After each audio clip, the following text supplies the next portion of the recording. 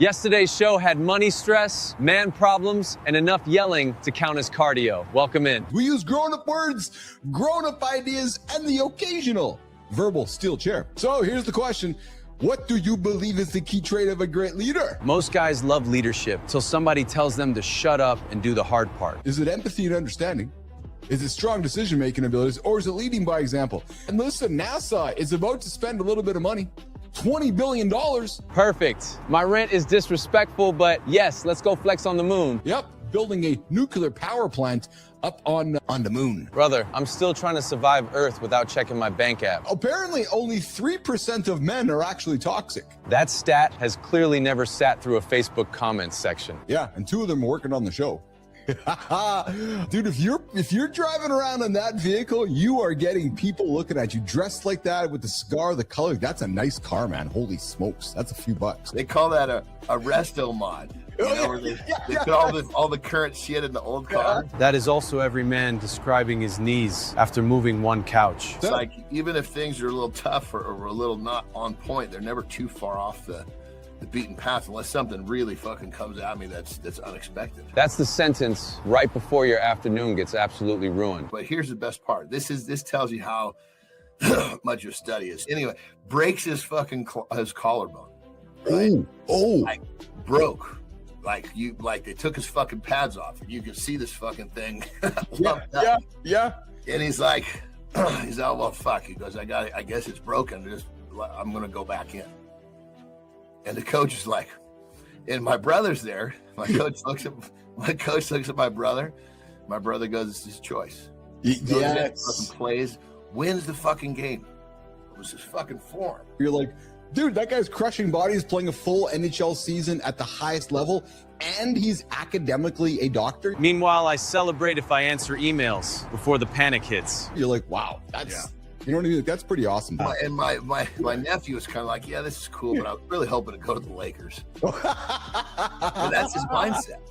Everything's black, kind of an interesting dark green tie, so it's gonna be a cool look. Middle one, I tested him. He fucking passed with flying colors. And if you follow my lead till you throw up and keep going, I know you'll bleed for my daughter. Yeah, and the other one, dude, I gave him every fucking chance on the planet. Dude, you can stop. If you're not feeling well, go back to bed. I got him up at fucking 4. Some dads call that discipline. Some sons call that a villain origin story. I'm selectively deciding not to continue. There. Because you get my back against the wall, take care of my family. A lot of rules are going to get broken. That is every man 4 seconds before Thanksgiving turns into a crime documentary. I couldn't afford the top 12, so we got the 13th fastest man in the world today coming up. I could be the fastest man with my wife sometimes if I'm pretty aroused. Chief says one sentence, and suddenly everybody avoids eye contact. I'm like, okay, I'm done. What? You get towards 150, the world economy actually collapses. Right? Nothing spices up breakfast like hearing normal life could get even dumber. Food production, shipping, manufacturing, heating, fertilizer, everything. Right? Here's where the wealthy get wealthier, and the less wealthy don't. When you have a few bucks in the bank, Johnny, and the gas goes up, you're not really noticing with the gas in the car, right? Because it's like, I got money in the bank. I can afford the $3 a gallon or $10 a gallon. When the person that doesn't have the extra money can't. And that's the wealthy, they absorb the energy costs because the poor cannot. And then what happens is that it just keeps extrapolating, right? And then it hits the grocery bills. Okay, well, I can't afford gas, I can't afford grocery. I don't know if it's the truth, but I heard, very curious to know that some other nation has already introduced like some sort of a scanner, QR at gas pumps to ration. Wisconsin Rapids, very true. Our food system is collapsing every day. Corn syrup in the food mercury, in the water, spraying the skies. But essentially, they're encouraged. So America launches AI education initiative, getting these robots to teach our kids at home instead of teachers. Yeah, no, my kid is not getting parent-teacher trauma from a toaster. The majority of these people live their lives in a way that's not allowing them to be their best, but yet you're supposed to be the one that's teaching me, protecting me, keeping me healthy. I needed that. I've been warming up for life since Tuesday.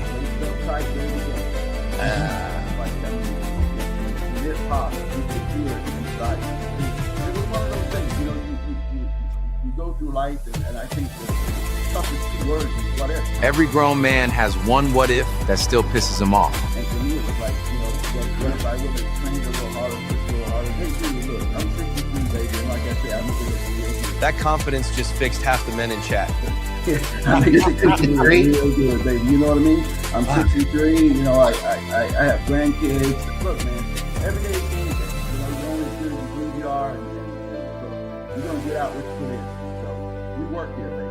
We work. That's what we do. So anybody who is actually tried to do something great and wants a coach to help them get to be something great understands that being any team number in the fucking world, anything, is fucking monumental. I told you, I never lose. I either win or I learn. That mindset keeps bad weeks from becoming bad years. But I don't lose. It's a lot of courage to do people like, myself. It's a lot of courage to put something like, say, hey, every day I'm going to wake up and I'm going to kick my own ass. You know what I call it? I call it 14-4. You get 1,440 minutes every day. And somehow 800 get wasted pretending tomorrow will save you. And I try to use them all up. Because I'm going to get more. The next day, if I wake up, I'm going to get more. So, dude, empty the damn tank. That stings when you know you've been giving 62% and calling it burnout. That's my message to everybody. Check that he sold his company for a fucking $50 million, and then they ran him off. Like, I mean, he would get up and run, I want to say 5 miles before the fucking sun came up every fucking day. Meanwhile, some men negotiate with the snooze button like it's a hostage situation. You know, I tell people, you know, we all want something. But at the end of the day, you know, you're capable of paying that price every day. You know, my grandfather told me, hey, look, commitment is doing what needs to be done when it needs to be done, regardless of how you feel. That is the exact sentence lazy ambition praise never enters the room. Hey, you see it, don't you? Every day is game day, baby. Every day. Come on. I love doing the shit that others don't want to do. That's why disciplined people look extreme to comfortable people. That's where I get joy out of, frankly. And he's in the military. So, I mean, this dude is 82nd Airborne, jumping out of airplanes, and he goes home and he's daddy. So think about every superhero. They're just nerds who has this special power. That's honestly most dads. Quiet weirdos with rando elite skills. The question is, are we putting it in when they're in the home, or are we putting it in after they leave and they're all fucked up and you got to keep working? They had 2 rules. My mom and dad had 2 rules. Respect and responsibility. That alone would solve half the nonsense in most group chats. Well, I think being great at anything is repetition, right? I always call it putting in reps. You're not putting in reps. You're not just putting in reps. You're not just Yeah. So, it's actually my grandfather who really poured in. Hey, this brother was about 5'5", maybe $120, soaking wet rocks in his pocket. Yeah. He worked on the railroad. He had a 6th grade education, but he retired. He was the head chemist. That's why excuses sound real stupid once an actual grown man starts cooking facts. Like, he's a straight up bad dad. Decide which one you want to do, and then realize that you'll never get what you deserve. You're only going to get what you work for. That line just ruined a lot of lazy fantasies. Hey, well, look, Keith needs to know, dude, I don't fall for the banana in the tailpipe. Every family got one uncle who talks insane, then is annoyingly right by dessert. I don't do it, baby. And so I'm literally that guy in the situation, and you know, when it's not to my liking, I go, it don't happen. And I go, what an opportunity. What an opportunity to go be better. What an opportunity. That mindset is annoying till you realize it's how people change their life. That's what adversity is, dude. It's like, what a damn opportunity. What? You mean you're going to allow me to have to fight through this? Oh, that's good. Let's go. Look, challenge, change, and conflict, those are your friends. Because you grow out of that. You don't grow out of anything else. I say, look, nothing substantial grows out of easy, baby. Nobody likes hearing that, but everybody knows when it's true. If it's easy, you ain't gonna get no growth. I wake up every day saying, okay, who am I gonna kick in the nuts today? Insane phrasing, deeply illegal vibe. Somehow I still know 3 guys exactly like that. Now you done it. You little thundercat. They don't know it now. I speak to it. I put it on. When you see someone, and it's rare because you don't see people highly trained in running and technique. Yes. You're looking at it. You almost don't recognize what you're viewing. because they run differently than the average man. I mean, every fucking movement means something. There's no wasted shit. You know, you get these people running like this, that energy's going every which way. That every fucking movement for them is down the fucking track. And it's fucking beautiful. I've never seen an athlete who was fast and strong who didn't have confidence. You can feel when somebody trusts their work. So running changes things. It changes everything. We sense each other right at the gate. Right. When the nerdy tech motherfuckers come on, I fall into the background. And you do your thing. Think about that. You know, you go, usually the first time you get your heart broken. It changes. That's the kind of sentence every man hears in his chest. And then the next time you approach it, it's a survival instinct. Because the first time you don't understand what the consequence could be. It's like anything that hurts you. I tell everybody, the brain only has one job. So that's why first, that brain's like, no, brother. You got to go easy on this. I'll just fucking literally stop what I'm doing and go fucking run. Healthier than rage texting, drinking, or pretending you're fine. And I just try to run it. I mean, I'm running for some peace is what I'm doing, because I know that I've just got to I got to get by myself, and I got to run to the point where all of this fucking crazy shit is settled enough that I have a chance to process it. There's something about fucking just blowing off the steam and fucking running that's therapeutic as a motherfucker. His hand and his arm is just an extension of the twist of his torso. All that power coming off his left foot. You know how many reps he went to get that movement? That's the real question behind anything impressive. How many boring days built it? Like the reps, eh? Almond, like arms. I guarantee you put in a lot of reps. Like you got that thing perfected. I mean, that spot that he hit it with a sniper, I mean, that's spot on. Spot on. It doesn't have to be your best day. It has to be another day you show up. And once you get the habit of showing up, it's going to turn into game, whether you like it or not. Guys, look at the calendar. 90 days are past, and if you're still sitting on that couch, well, guess what? Q2's around the corner. Those big goals you're talking about, they're not getting done. That line just hit every guy who said, I'll start Monday in January. I need to make adjustments. I need to make adjustments. So I think you can real fast. Figure out what you're doing. Yes. And that's getting better every day. Yep. Yeah, I'm like, again, I never leave. I either win or I learn. And so what you basically saying is, you gotta know why you love you. And you can't give what you don't have. So if you don't love you, how you gonna love someone else? I'm not gonna continue to sit around and wait for the wrong people to do the right thing, because they can't. When I look in the mirror, I say, man, I like you. You look good. Some men really have never talked to themselves with any kindness. Yes. Looking good today. And so I learned that I'm a work in progress. Like, at the end of the day, give yourself some grace. Spend some time with us. You'll get to know us. You'll find us like we're pretty kind, loving men. You don't even fucking know me, right? So don't judge. And my daughter wrote me a birthday card. It is still sitting on my desk, sealed. That is such a dad thing. Save the good stuff for the hard day. You know why? Because I feel really good knowing that there's some words in that envelope from my daughter that probably are going to make me feel really good.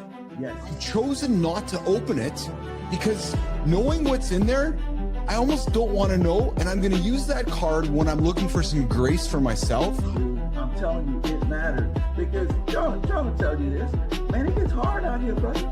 It gets hard, man. It gets hard out here.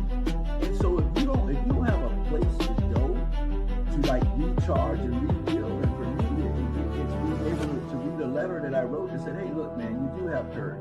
Because my goal with them was, I want you to be authentic in all the stuff that you screw up. I want my boys to know that every room that you walk into, you belong in there, baby. You belong in there. So every room I go into, man, come on, man. All my ancestors in there with me. My mom, my dad, my grand, like every room. I own it. I own it. You know, one of the things that I told my kids was, look, I understand. I need to keep you under enough pressure that it molds your character. Not breaks your character, molds your character. So just understand, I'm watching closely. But if it gets too comfortable, I'm going to just turn the heater on. You can be bad by yourself. You can't win by yourself. Yeah, lone wolf sounds badass till your car dies and nobody answers. Well, one of the things that we want to teach as parents of our boys is not how to spend, how to use an $8 sundress to cost you $100,000 in child support. when you see her in the $8 sundress, know that $8 sundress might cost you $1 million down the road. So just be smart with your decisions. Hey, look, man, I really enjoyed the show. I love being on. I love what you guys do. And keep doing your thing. Remember, baby, every day is game. Oh, I loved his energy, man. And I was getting goosebumps as he was talking about his mom telling him to write a love letter to himself. I might actually steal that, Johnny. Like, that's a powerful metaphor, man. Seriously. Because I know you're a big writer. You write your list down. You're a gratitude guy. You have some wonderful habits in your life. And I know we're always open to adopting new ones. That's an interesting one, actually, to sit down and write yourself a love note, and just put it in an envelope and maybe open it when you need to. Me too, 100%. We encourage ourselves to give ourselves love and grace, but to actually take the time to write a note. Dude, check this out. 250,000 ants with a task. They get it done. Humans couldn't get it done. Like, look at this. Those are all ants you're watching. And there's a comparison video of watching it how humans could not actually. So these ants with 250,000 neurons just beat humans in this Team Maze challenge. Humans could not do it as fast as the ants could. Petro ants are amazing. They are absolutely amazing. They're absolutely, hey, batshit crazy. When we got there, it's like, holy shit, this is all we've been ever trying to do. and if we die doing that, that's our program. Because when it comes down to it, even if the coach didn't like you and you're fucking amazing, guess what? The coach wants to win. Well, coach is not liking me bullshit. That to me is that you need to go look in your own mirror conversation. What happens is that when you predictably show up consistently on a daily, weekly basis, you become unavoidable. That's how normal guys quietly become dangerous. Because as soon as one serious player in your industry, nation, yours, what industry are you in? What industry are you in that you tune into this morning show from? Because as soon as one serious player in that industry becomes the daily voice, you now become second on everybody else's list because they're listening to your competitor. The person that starts the conversation sets the conversation. Fact. That's the hit. Full show is up next. And yeah, it keeps coming for your life.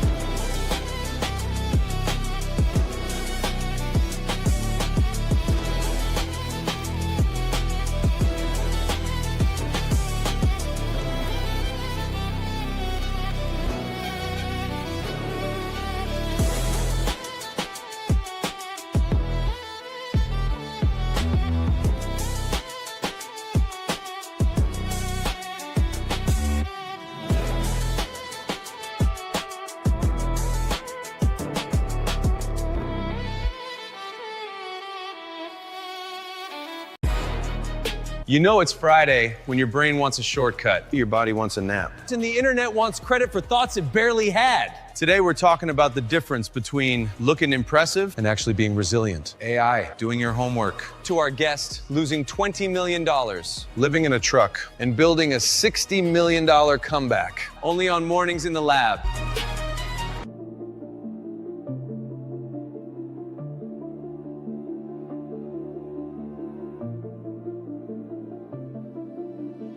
Good morning and welcome back to Mornings in the Lab with Keith, John, and friends.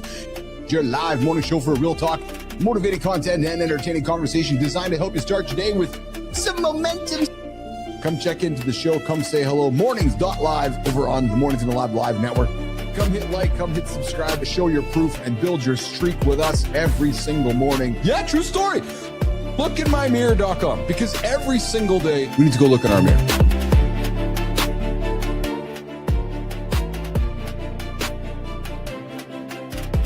Maybe that's why live is the new status. Live is about to become the premium layer of trust.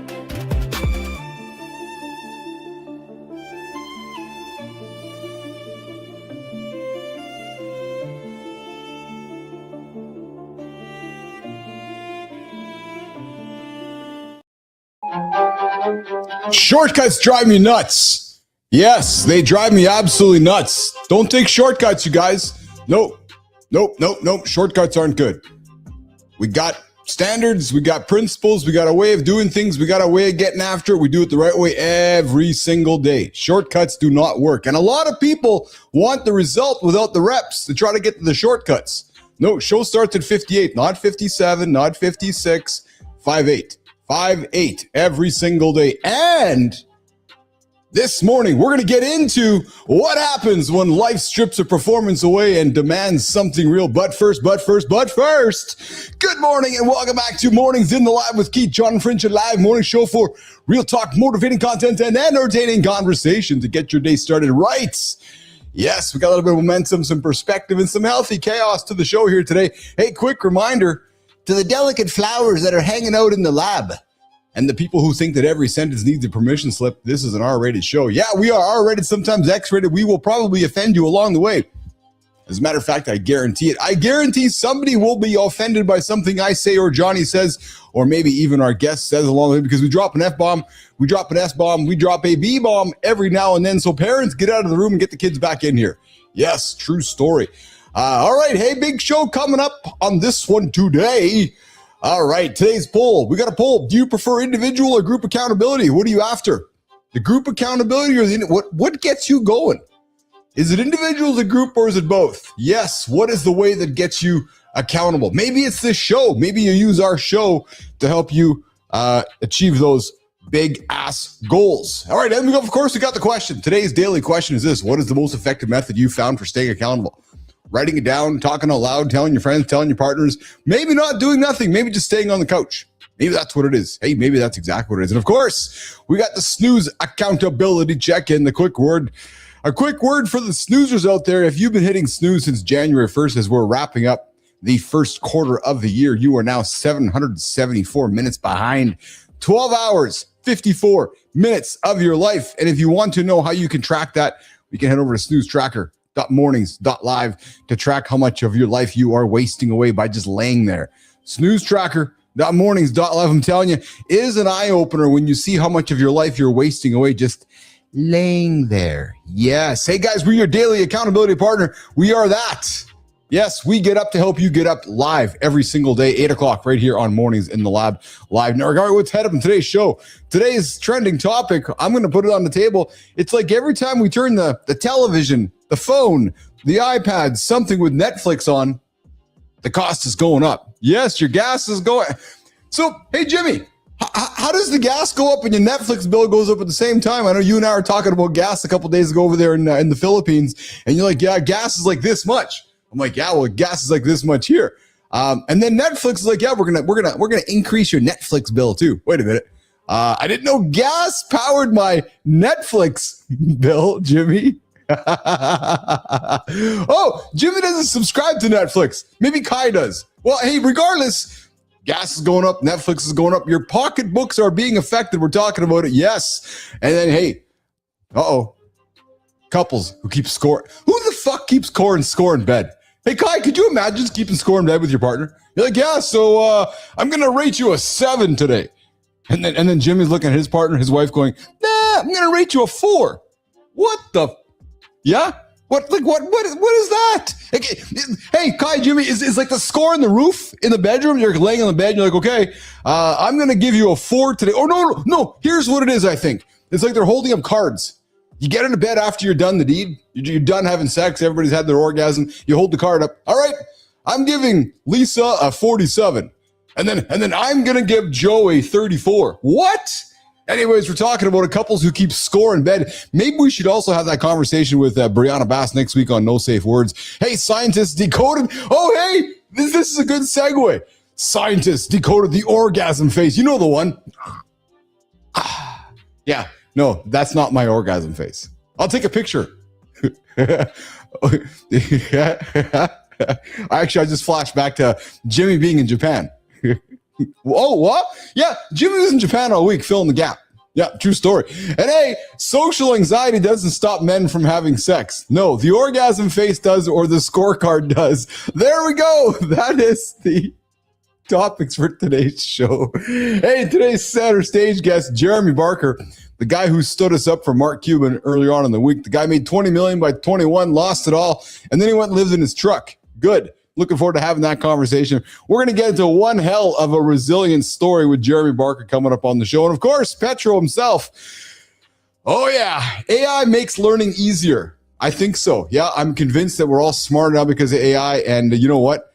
Petro's going to be here to convince us all of that truth. All that and so much more on the big show this Friday that we call Mornings in the Lab with Keith, John, and Friends in the Morning Loop. Hey, Sterling and Preston. I was laughing at your cocksucking talk yesterday. Yep, I just said it. The Morning Loop, it starts right now. Good morning, nation. I feel like this week gave us the greatest conversations ever. We talked about hard pickles, sucking cock, and the fastest man alive. John said he can be the fastest man with a bidet. Chief said he can be the fastest man with his partner. Speaking of fastest man, I can be on that list too. Fastest left hand and right hand job in the building. Before Nation panics, he means typing. Preston is the fastest man doing work on this morning's team. Also, fair warning, this is still an R-rated show, so if the kids are around, move them now. And by the way, we've got the bullshit professor today. Let's see what kind of fastest man he is. My bet, fastest man reading half the book.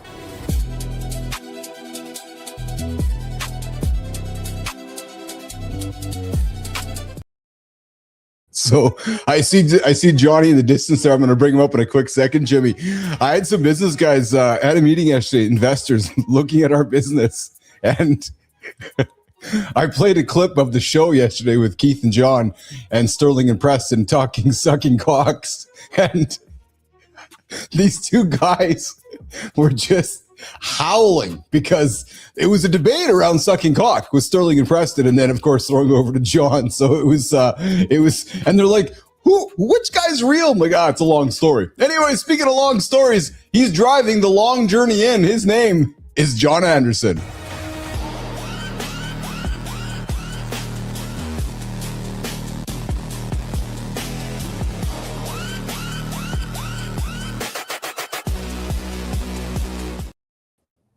You're actually the size of it. I don't know what it was, but it was cool, man. You're actually the size of it. But in that one, you got to put me in like some fucking beach shorts and no shirt. Yeah, it's got to kind of be fitting. That's like drive around those things. That was like a kind of a sweet looking golf cart. Those things are all around our neighborhood. I know. I'm sure suspect why Jimmy put you in it. It reminds me of those. Sometimes you see buildings, like there was a building built in Winnipeg here, an airplane museum, and they built it around the airplane. You know, sometimes like, okay, we got this big structure, we got to break. So I saw you in that thing. It's like they built the car around you. Yeah. Okay, here's John. Let's build John's personal transportation vehicle right around him. I'll take it. It was unique. It was unique. Speaking of unique, man, I had some faces on the fly. So I had a guy over yesterday. We were talking business about our business, and I was showing him clips. And I heard you talk about that. I thought to myself, if it's my job is to make that stuff fucking pop. So that makes me happy. If the investors were howling, then it's John doing my job. It's a repetitive So it's funny, man, because the expressions and the words are like, what the fuck is that? How does that work? Who's real? That guy's got big guns. What's going on here? It's actually, and then the guy says to me, he says like, what do you call it? Like, what do you describe it as? Like, oh, it's a brand new category. He's like, yeah, no shit. Right? Because it's just so not like you watch the whole few minutes and it's just constant confusion of what the hell's going on. So it was a pretty funny conversation. And then she was strangling because you don't look normal. Right. So you go from these AI characters goofiness and then they come to the real humans. And so here's the thing too, John, when I'm talking to the business guy, I don't got my glasses on my hat. I look like a normal guy. Right. And then you throw our show on and you got this tool with these glasses on, acting like an idiot, hopping around the camera. And then you sitting there with a cigar and these big muscles pumping out. Then you have Sterling and Preston talking about sucking cocks. The whole thing was like, what the fuck is that? That's what it needs to be, baby. That is exactly what it needs to be. Hey, how was the last 22 hours of your life? Did you accomplish anything? I asked you that a couple days ago. I always accomplish something. I don't feel right if I don't accomplish. Yes. But let's see, yesterday, I definitely could tell that I was, this week, obviously I wanted to get myself trained really well, but be a little overtrained for the days off. Yes. But I realized yesterday I was a little bit too overdone. Oh yeah, no shit, eh? Yeah, so I rested a little bit in the afternoon. Yeah, which was nice. I mean, it wasn't like I still was productive, but I just kind of slowed it down a little bit because I've got basically all these days with my family. I don't want to fucking show up and be like, oh yeah. It's just you get like when you're overtrained or you're overdone, it's like that spring in your step is Yes. You know? And I have to constantly remind myself my training and all this stuff is to make my life better. Yes. Not to put me in a position where I'm not fucking myself when it means the most. You know, that's an interesting point of view you make there, man. I'll tell you, I will say there's a period of time in my life where if I look back on it, Johnny, probably guilty of making some decisions that like you said, I'm supposed to be here enjoying myself, not be here stressed out about. Like I work so hard to be here in a good mood, not work so hard to be tired and want to go to bed. Yeah, I'm paraphrasing, but that's essentially what you're saying. Is that I want to be in the moment with my family, not being dragging my ass with my family. Yeah, 100%. Yeah. And it's before when I was younger, I could be like that. I could get myself beat up, and I could still. Be in that really good, optimistic, place that I live. Yeah, I got you. As I get older, it's not that way. My body requires so much, I don't know, call it focus, fuel, attention. It takes away from my mental state. I'm going to make an assumption here. Like, dude, your physical, like your physical entity, like your species, banged up, man. 20 years, hard work, a lot of, I don't want to use the word abuse, but a lot of work put into your body. So I got to think that as you age, there's some days and you're like, no, my body's telling me I got to rest. It's as simple as that. It's actually as simple as that. Yeah. And I think you're totally correct.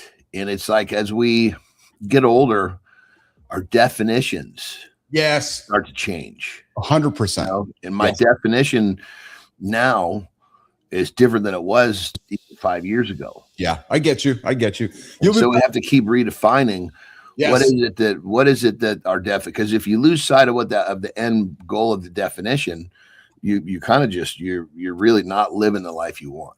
No. Well, then that's easy to happen too, right? Listen, we talk about that all the time on the show. On the flip side of that, next thing you know, maybe something happens. You end up in the kitchen making a bad choice. Next thing you know, you're on the couch. Next thing you know, it repeats.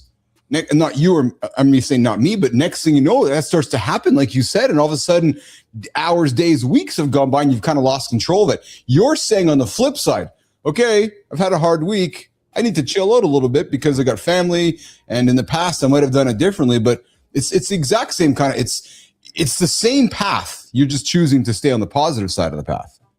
100%. And it's like I look at I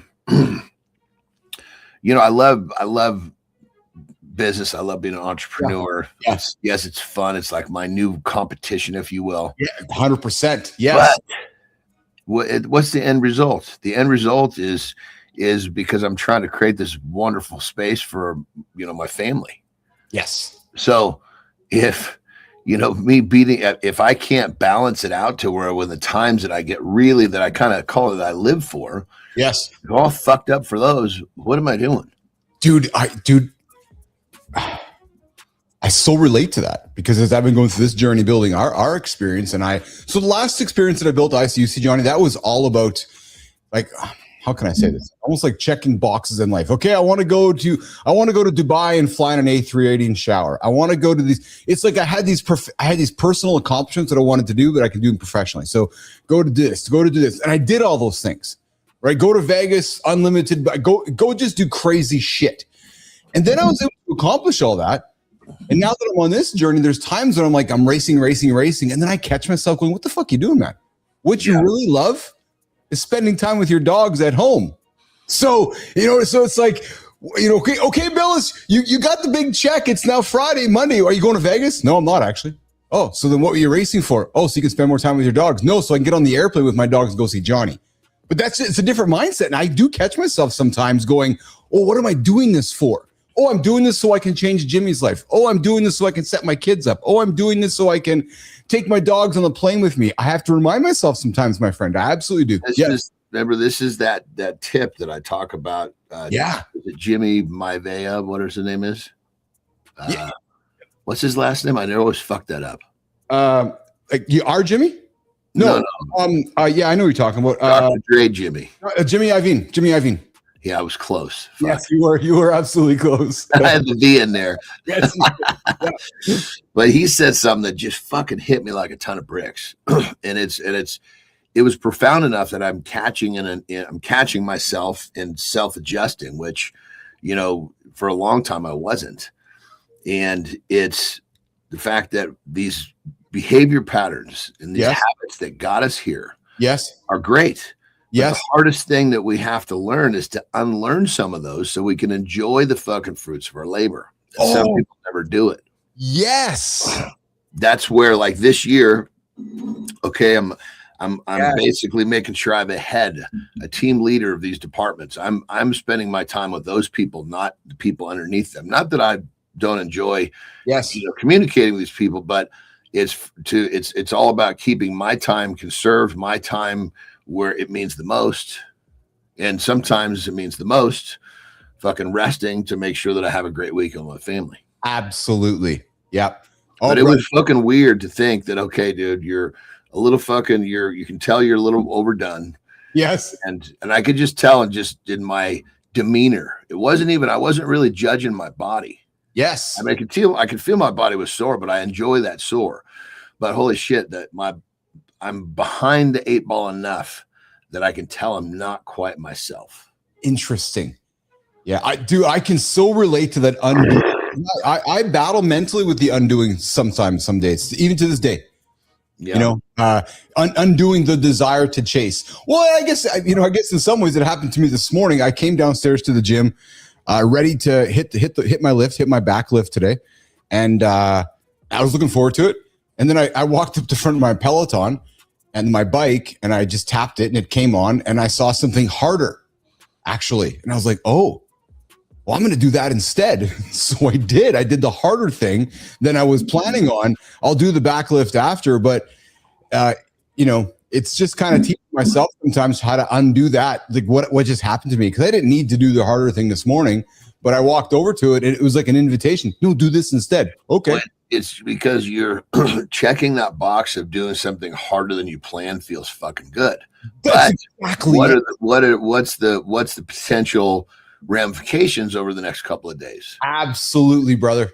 That's exactly it. No, because I didn't even do my morning sweat. Oh yeah. I mean, I'm today is a complete physical recovery day. Interesting. So okay, let's talk about this for a second. See, I would struggle with just what you just said. Like actually showing up at the show without doing like getting a sweat in.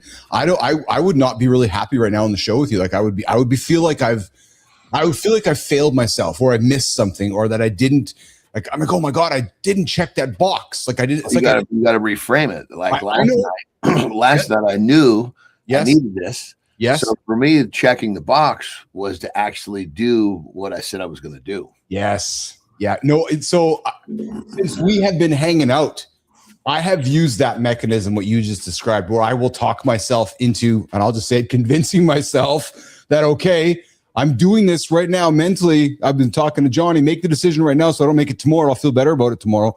And I don't like it, but I've done it. And I'm having to learn how, like when I travel, John, I have to learn how to accept that I'm not going to get that morning dopamine fix. Okay, I might get what push-ups or burpees or up and down the stairs like we've talked before, but it's not what my body's used to. It's like my body by 9 o'clock, 10 o'clock every day is used to it being hit with like a massive dopamine spike. And when check this out, I'm totally with you. So part of my train of thought was, okay, I can do my morning exercise. Yes. Or I can do my morning exercise when I'm with my family. Yes. So it's like it's so easy for me to see where I want to place that ultra good mood. No, so I'm not in a bad mood by any means, but I'm not over the top. I get you there, 100%. Yep, absolutely. So what I have been doing too is because I work from home and I don't really commute many days anywhere. There's days where I'm like, okay, it's I don't know, it's 5 o'clock right now. Pick a time. Okay, so if I go downstairs and do a stretch or do a little, I don't know, some body squats or just do some kind of movement because I've been sedentary or I've been not moving as much as I've liked. I say to myself, okay, well, it's 5:05. I go put 20 minutes of something that makes me feel good. Man, it's only going to be 5:25 and I got a bunch of work in and I feel good about myself. What I'm saying is that it was teaching myself to push some of that back too throughout the day, where if I didn't get my spike in the morning, I can push it back and still enjoy it. Look, it's not, like you said, unlearning is what it is, isn't it? Well, another thing that I've found, it's totally learning, and it's also learning a new version. Yes. As you're unlearning one thing, you're learning another. We don't like to just unlearn.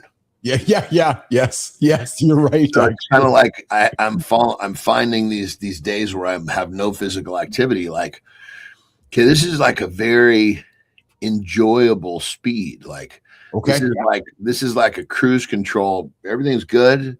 This was planned. Yes, you're supposed to get in this thing with the top down and just fucking cruise today. Yeah, enjoy the fucking sunlight, enjoy the colors, enjoy the smells, and learning to do that.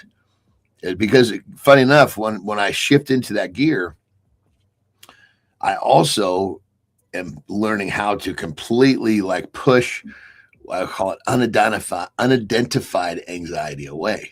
Oh yeah. I get you there. Yeah. Like in the morning, like this morning, I'm like, okay, because there's less to do. Yes. You can really just it's just a nice fucking cruise through the morning. There's no, of course I kept myself moving, so I stayed nice and sharp, but I'm not have this certain amount of time to get a certain amount of shit done before I'm here. Did you have did you wake up with unidentified anxiety this morning? I wake up with that every morning. Yeah. I know what you mean. Yes. Yeah. It's always different, and it's sometimes so fucking stupid too. It's like half hour later, like, dude, what the fuck? How did you let that shit get in your head? Me too. So you know I've learned, Johnny, my trigger is I got to get a couple sips of coffee quickly, and it's like my brain starts really. My brain goes super anxious sometimes, gets out of control, and then I got to get the coffee in me. It's like I sit down, have a couple sips of coffee, it starts to settle it down, and then I talk to myself too, going, "What the fuck, man? Like, what are you doing? Like, what are you so worked up from 7 minutes ago?" Yeah, it's kind of crazy. I mean, the hardest thing that we ever have to do is learn to manage ourselves. Well, and John, we've talked about it with, well, you're an athlete. We've talked about it with many professional athletes that have been to the show, or even military guys. Okay, so everything I've been known for is done. I now need to learn a new thing, and I need to go learn how to relax. And again, since we've been hanging out, I've taught myself some days going, okay, so I'm not going to do this, so I can go and do that. Yes, and accept that is what I normally wouldn't do, but that's okay. So for example, go lay down for half an hour, go do horizontal work, go doing, don't go and chase the dopamine spike through a run or a lift. Go chase the dopamine spike from laying down and relaxing for 30 minutes and go, oh my God, that was awesome. Yeah. Yeah. I mean, I caught yesterday when I recognized this, I kind of started slowing myself down. Did you? Yeah. And I could feel that I was definitely there was a little bit of progress being made, but I realized that I needed it takes longer now to get back to that state. Well, with rest and recovery. Yeah. Well, I think it has something to do with our license and those little numbers on it that says our age. That might have something to do with it too. Yeah. I mean, it's if you don't get smarter, no, you really fuck yourself up. Absolutely. Hey, shifting gears, dude. I gotta ask, have you seen this fucking shit about, or is it? I don't know because I don't watch the fucking news. Yes, I just hear shit and stuff flashes in front of me. Because I would say if my social media, I would say probably like when I'm looking at stuff, especially YouTube, would be more of like I like to study the markets because what people tend to not understand is that there's really not unless the government's printing money. I mean, it's not like people are making and losing money only because it's shifting from one hand to the next. Mm-hmm. So really the fucking wealthiest people, they're just sucking the money out of these different markets. So I always trying to figure out where's the shift going next. That's kind of fun for me to, and along with that comes this whole fucking oil thing, because this oil thing is part of the shift. Oh, right? Big time. But I don't know if any of this is true, but I'm hearing these little fragments, and you can't fucking tell with AI sometimes. Like they're starting to put regulations. Like I saw, or however it was, I came across information. Even in the United States, they started telling people, don't fucking drive unless you have to. Oh, so I haven't heard that. I haven't heard So I have not heard whether rationing or those principles are being discussed yet. I know that so again, you talk about noise and signal. Yeah. Right. So we got the strait closed right now, or the Strait of Hormuz, restricted. Right. It's the concern is, okay, so it opens up tomorrow. Well, you don't just all of a sudden turn all the refineries and all doesn't come back that quick. No. And again, it's like when the supply chain got crushed back and during COVID, we all started noticing it 3, 4, 5, 6 months down because everything was sitting around for a while. So much of the concern is that everything's got shut down. It just doesn't just start right back. The damage is already done, is what you're saying. Okay, it's Monday, everything's back to normal again. No. Is it going to be weeks? Is it going to be months? How long? Right. And here's something else that people aren't paying much attention to too, Johnny. And I've been paying some attention to. So the chips in all of our devices, the microconductors, like all of our electronic devices. So one of the invisible ingredients in our devices is helium. 85% of the world's supply of helium comes out of Qatar and the Middle East.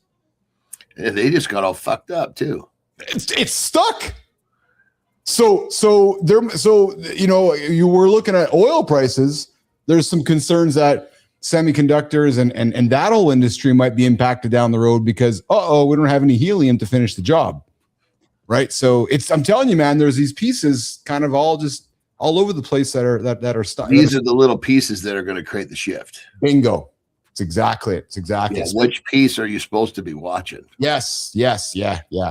We'll come back to that. What did they say? What did the man with the biggest lever says? If you don't unblock the strait, I'm going to bomb the shit out of you or something. Yes. Yeah, that's exactly. Isn't that tomorrow? No, I think they're talking maybe this weekend or there's discussions happening, right? So speaking of, remember we were talking Polymarket, Jeremy Barker coming up in a couple minutes. Johnny, the guy stood us up for Mark Cuban a couple days ago, but he's here today. Jeremy Barker joining us on Mornings in the Lab with Keith, John, and Friends. Hey, Johnny, so oh shit, I was gonna say about that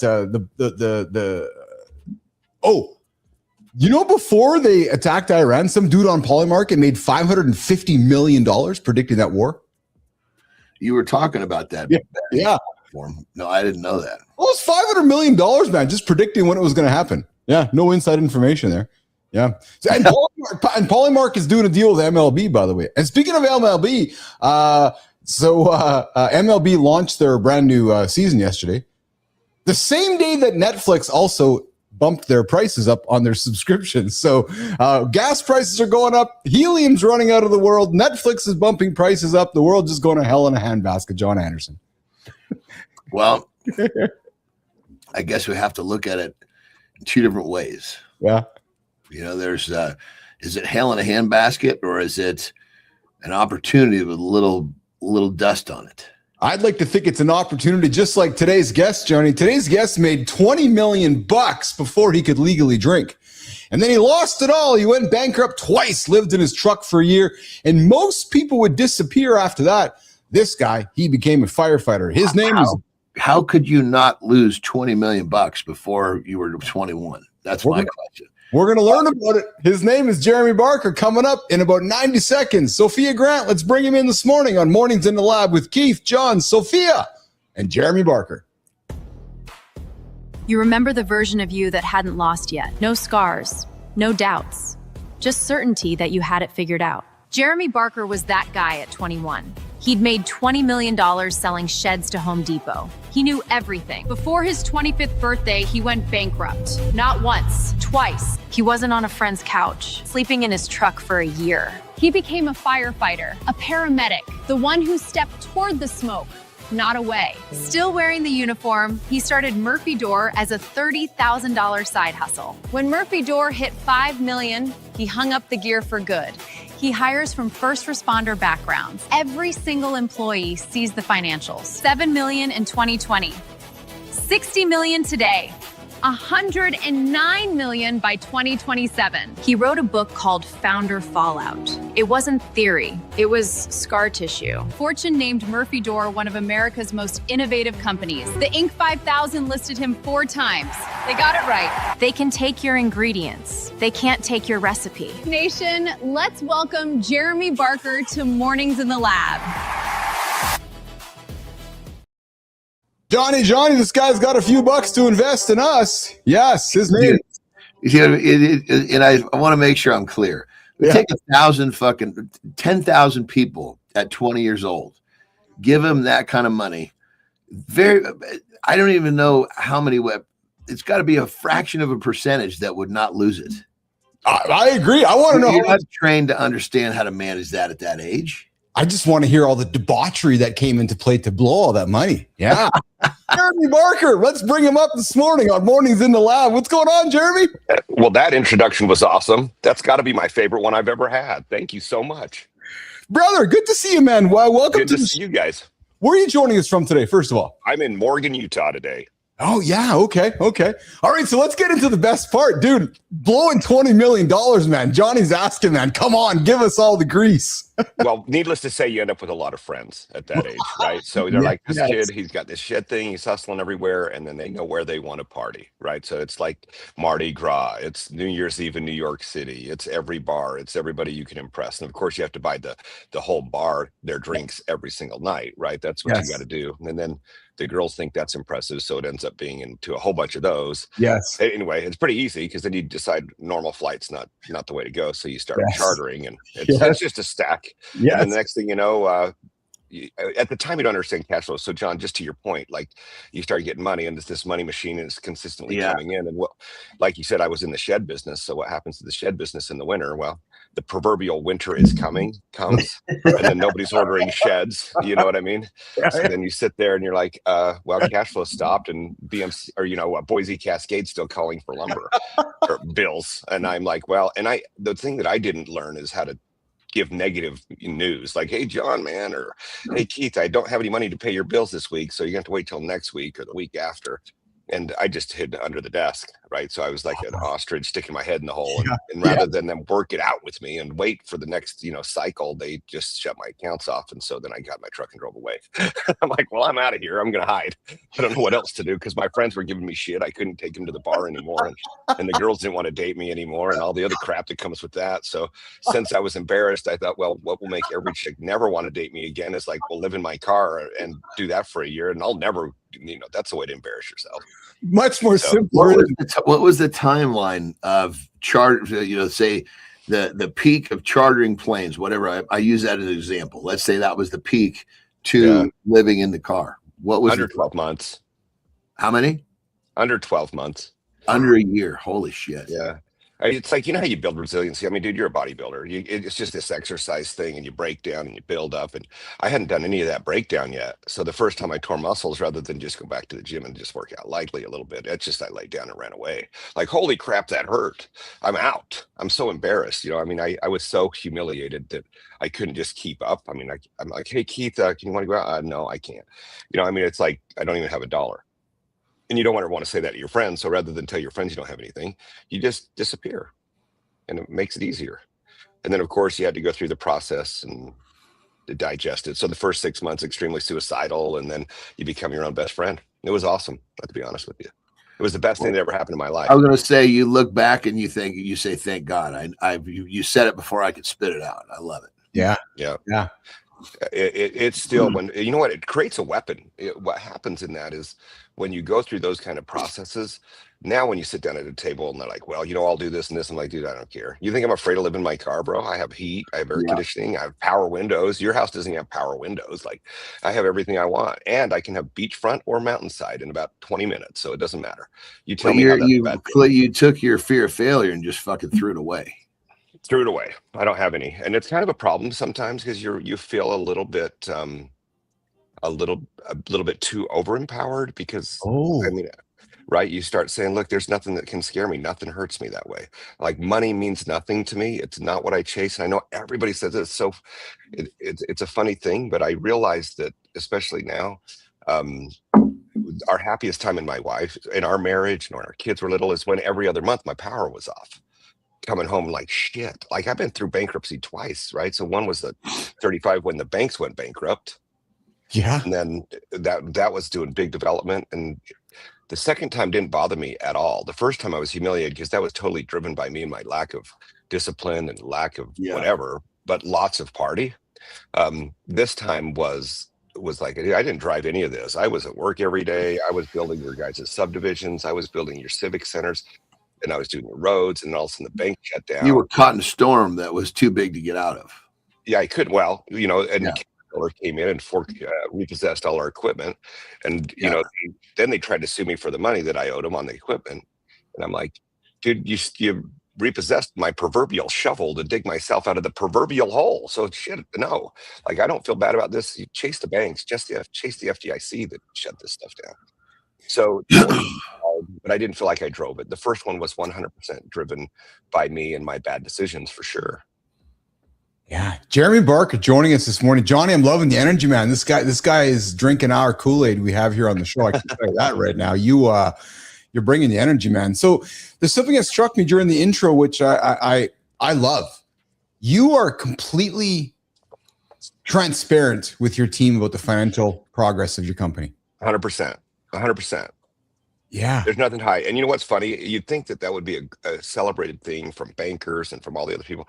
The bankers hate it. They're like, dude, why are you sharing your financials? Like, that doesn't make any sense. You shouldn't be transparent. There's got to be some stuff coveted. I'm like, how do I create a sense of intrapreneurship rather than entrepreneurship? I don't want them to leave and start their own business. But what if I could make them, you know, owners of their space? And what does the owners of their space need? They need to see how successful they're being. And rather than just giving you some KPI or some metric that means more money to you, give them the actual dollars. And it does a weapon thing too, in the sense that, hey, Keith, I need a raise. You're like, hey, dumbass, did you not read the freaking financials this month? Is this the month you're supposed to ask for that? And by the way, did you see your numbers? Like, if you want to raise your numbers, like, lift where you stand. That's where you work. But own the business. Yeah, own it. Own the business. Yep. Jeremy, so that's how we do it. What do you wake up for today? If you're not chasing the money, when you look in your own mirror, what are you chasing today, Jeremy? A challenge for sure. Like, I set stupid goals, stupid, ridiculous goals. And I just want to hit my benchmarks every day. Like, this is it. I'm going to shoot for the moon. Dude, like you said, I literally, and I feel bad about it about the other day with Mark Cuban. I get a call Friday night at 10 o'clock from Damon John. He's like, dude, you want to go to South by Southwest tomorrow morning? And I'm like, tomorrow morning? He says, yeah, we're doing a talk at 9. I'm like, it's 10. I'm in Morgan, Utah. And you want me to be in Austin by 9 a.m. tomorrow morning? Okay. He's like, well, we're going to hang out with Mark, and then we'll go do some dinner, and then we'll go hit Soho House. I'm like, all right. So that's what happened. Like, I mean, but anyway, I feel like Forrest Gump, dude. Like the movie Forrest Gump, you know how he ends up in all these most random places? Yeah. That is my life. It is the craziest, funnest, coolest curveballs. I'm dealing with the most awesome people every day. I don't know who I'm going to run into or whose house I'm at or where I'm working at. I just find myself at, why am I at Mar-a-Lago? That's weird.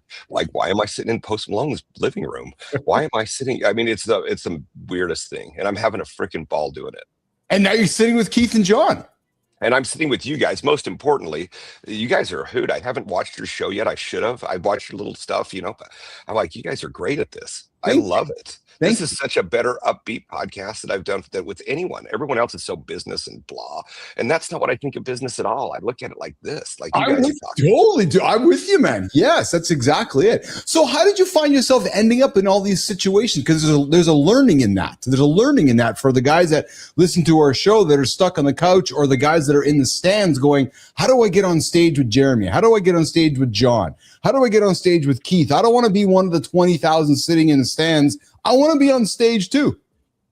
Right, 100%. So the biggest thing that I've done in my life is there's no one that I feel like is unapproachable. There's never been anyone that I'm shy of. I'm not afraid to talk. I'm not afraid to go introduce myself. Damon wouldn't care about this story because we just talked about this. We were karaokeing the night before last in Vegas at Cote, and that was kind of funny. But anyhow, I said this story. He was walking by the booth at the Builders Show, and this guy's supposed to be great at finding awesome products. And I'm not, you know, they're supposed to decide on stage, being on Shark Tank, what's awesome, what's not awesome. Well, he had his head in his phone, and he's just walking past my booth, and I'm like, Damon frickin' Sean. And he kind of just looked up at me in the corner of his eye, and I'm like, I thought you were good at finding fucking awesome products, and your head stuck in your phone. How are you supposed to find anything when you're sitting there TikToking all day long? You know what I mean? I said, look to your goddamn left. That's where all the cool shit's at. Get your head out of the phone and come left. Well, Maury, his little bouncer guy, is like, dude, he's got to go. He's got to go. I'm like, bullshit. He can't go. He came here all the way to the Builder Show to see something awesome. We have the best shit in the whole freaking building. You don't even need to walk the rest of the stuff. Cancel your next meeting and come in here. And he did. And so he's like, all right. And he's like, dude, that's the second I knew I wanted to work with you. He goes, this guy is like not letting me move. He doesn't care if I'm Damon John or not. He doesn't care. He just knows. Bingo. And it's so many, and I'm going to throw it to Johnny here in a quick second. So many people think because you're somebody, you put your pants on differently. And then all of a sudden it's like, oh, well, I can't go talk to John Anderson because he's got big muscles and he must be putting his pants. And because he's wrestling, he must put his pants on differently. Johnny. Well, because like in that situation, you know, Damon recognized that he did that exact same shit to get where he is. So he's looking for the person that's willing to do that again. Yes. Yep. It's exactly it. It's exactly it. And you know what's funny, John, is we ended up at the UFC fight the other day. So we were down there in Vegas, I guess, whenever Patty was wrestling. And anyway, it was awesome. That was another curveball deal. We ended up here. We went to Bruno Mars's bar, and the next thing you know, we're hanging out with Bruno, then over to the UFC fight. But we were sitting there with the Kardashians, Travis Barker, Chris Rock. And I'm like, when I say Forrest Gump, I'm like, what in the Sam hell is happening down here? Like, am I really sitting here? I'm taking pictures with my, you know, like, I hate corner pictures, but I'm going to do it because my wife's like, she's awesome. My wife, by the way, supports me, but she's like, you have the weirdest life. I don't understand what you're doing. But, you know, to teach these guys what to do, I mean, first and foremost, a lot of people say, well, I'm too shy to do it. No, you just are too afraid. And it's not that you're afraid. You just think that you may say something dumb. Well, I can promise you this, every single day, I say something dumb. John, you say something dumb. Keith says something dumb. And Lord knows that Damon says a lot of dumb shit too, just like me. We do the same dumb stuff. We have to practice the dumb shit out. You have to get it out. Just do it over and over and over. So what? You know, you have to hear 100 no's. Maybe it's 1,000 no's. Well, the guy that's afraid to say that dumb thing, well, he won't speak, and then that fucking brilliant idea will never come out. That's it. And then the person in front of you, you don't know who it is. All of a sudden, you say it, and they're like, do you know who I am? You know what I can do for you? You're like, no, I had no idea. He's like, well, guess what? I am the guy you were trying to pitch, my guy. I'm the owner of that guy. Well, whatever, right? You're like, oh shit, that worked out real well. You know what I mean? Like, you never know. And what strikes me about your Damon John thing is, you know, I've had nothing like the success Cuban and John have had, but I've had some success in my life where people tend to put you in a different category. Sometimes people are like, oh, you're just normal. Yeah, I put my pants on like you do. So when Damon John, like to John's point, hears you react to him, he's going, this guy's treating me normal. He's not treating me like some fucking some person on a TV show. And people want to be treated normal. That's all they want. And it's really odd. This is something I told my wife. I said, look, you know what's crazy is these guys need friends. They don't know who to trust. So I got a FaceTime from Damon about 6 months. And by the way, there's a few more, like Grant Cardone's story was great, and Brandon Dawson, they're great. And that kind of led me into these understanding and how to talk on stage. Those guys have been awesome to me. They've been a great tool for me. Yeah. But with D, he's like, look, the bottom line is, you just have to have the confidence, and you have to understand that when, like, the FaceTime, he's like, did you have my number? You never call me and ask me for anything. I can introduce you to everybody on the planet, anyone, anytime, at least once. And you've never asked me for nothing. He's like, dude, do you need me for anything? I'm like, I don't need you for anything other than a friend, bro. Like, I have everything that I need. I appreciate your relationships. I'm not going to ask you. You get asked all goddamn day. Like, what about just how are you? Yeah, what can I do for you? Right. Like, what about that? Like, the first thing you do to these people, and I guess this is something to tell your listeners. Like, when you have somebody that's in front of you that could do something for you, the worst thing you could possibly do is, hey, John, dude, I love this. Can you introduce me to that? You're like, fuck this, like everybody else. I guess you're not the guy. But what if someone's like, man, how are you? Yeah. By the way, how's your kids? Yeah, what? Yeah, how is everything going? You know, everything like, how's good? life? You doing all right? How you like, feeling? not like, yeah. Can you do something for me today? Like, what about no? What about just don't ask? Yeah, the transactional shit is way too easy to spot for the guys that's all they get. It's like, yeah, there's you know, and Keith, going back to what you said, you put your pants on the same way we put our butt. The difference is, yes, we put our pants on the same way, but the big but is we're willing to do what most people will not. Yes. So yes, we're the guys that put our pants on the same, but once those pants are buttoned up, that's where the difference. Way. Correct. Yes. Yeah. Yeah. You know what the difference is too, is we're willing to do it with our pants off because we're not afraid. And I say all the time, yes. I will be the first to pull my pants down. A leader has no problem pulling his pants down first. Well, there's nothing to hide, right? Like back to your financials, exposing your financials. It's like, look, I don't give a shit. This is what we're really doing. So why do I have to hide it? Keith Billis, John Anderson, Jeremy Barker. I am loving this conversation right now. And I think this is the great time, Johnny, for me to. So we've been hanging out with Jeremy for 20 minutes. I might as well just ask him, hey, Jerry, so we're building the future of morning media. I'm raising $2.5 million on a $12.5 million valuation. We should talk after, brother. And I'm fucking serious right now. And I'm absolutely serious. So because you've given me the confidence, the permission to say, well, dude, this is the kind of guy to have this conversation. So I'm doing it right now on the show with you. Let's grab a coffee. Let's do it. Let's visit. I'll tell you all about it. Absolutely. Yeah. We'd love it. Yeah, I also have some great contacts doing the same thing. So this will be a great connection because this is something you hear a lot. I don't know if you know Trip Taylor from Jackass and Nitro Circus and stuff. Oh, yeah. We visit all the time. He's a great friend of mine. That was another, this is random, standby paramedic for Jackass and Nitro Circus. Now, if you want a great job, be a standby paramedic for those jack wagons. It's amazing. Full circle comes back around, and I run into Trip Taylor's like, oh my God, dude. So we were sitting there doing a job at Lionsgate. We were doing John Wick's experience in Vegas. I built that with Jason Egan. Yeah. He's like, dude, I got to go talk to Trip. I'm like, Trip fucking Taylor, are you shitting me? He goes, how do you know Trip Taylor? I'm like, I was one of his standby paramedics. I love it. I love it. Hey, so we have a segment on the show called Committed. And what we like about Committed is when you see somebody just committed to excellence and check. So you're the construction blue collar, like the door business. Check this dude out. You ever seen this guy? Jeremy, check this out, man. Look at this guy. This is rock star. Watch this. John will pay attention. Look at that, man. What the crap? Dude, like what did he pull off the ground? What was it? The sander off the ground. Yeah, it's exactly like his block sander for his drywall. Oh, he dropped it and had to fucking get it back up without getting off the stilts. Holy shit. How many times did he practice that, Anderson? And I'm serious. You talk about committed, right? He's like, okay, I'm going to drop this sometime in my career. I know I'm going to drop. He dropped it once, Jeremy. He's like, okay, well, I fucking dropped it. What am I going to do? I got nobody around. I got to practice it. So the guy, that is awesome, man. Yeah, getting off those fucking stilts to pick that thing up, that's not a win. No. I'll show you a window. So, Jeremy, do you have any kids? I have 4 kids, man. I have 4 awesome kids, 27, 24, 18, and 15. 2 boys, the oldest, 2 girls, the youngest. Hold on, 27? How old are you, by the way? 51. Oh, good for you. You look great, man. Holy smokers. Yeah. Thank God for peptides, right? Johnny? Yeah, that's one of my businesses, brother.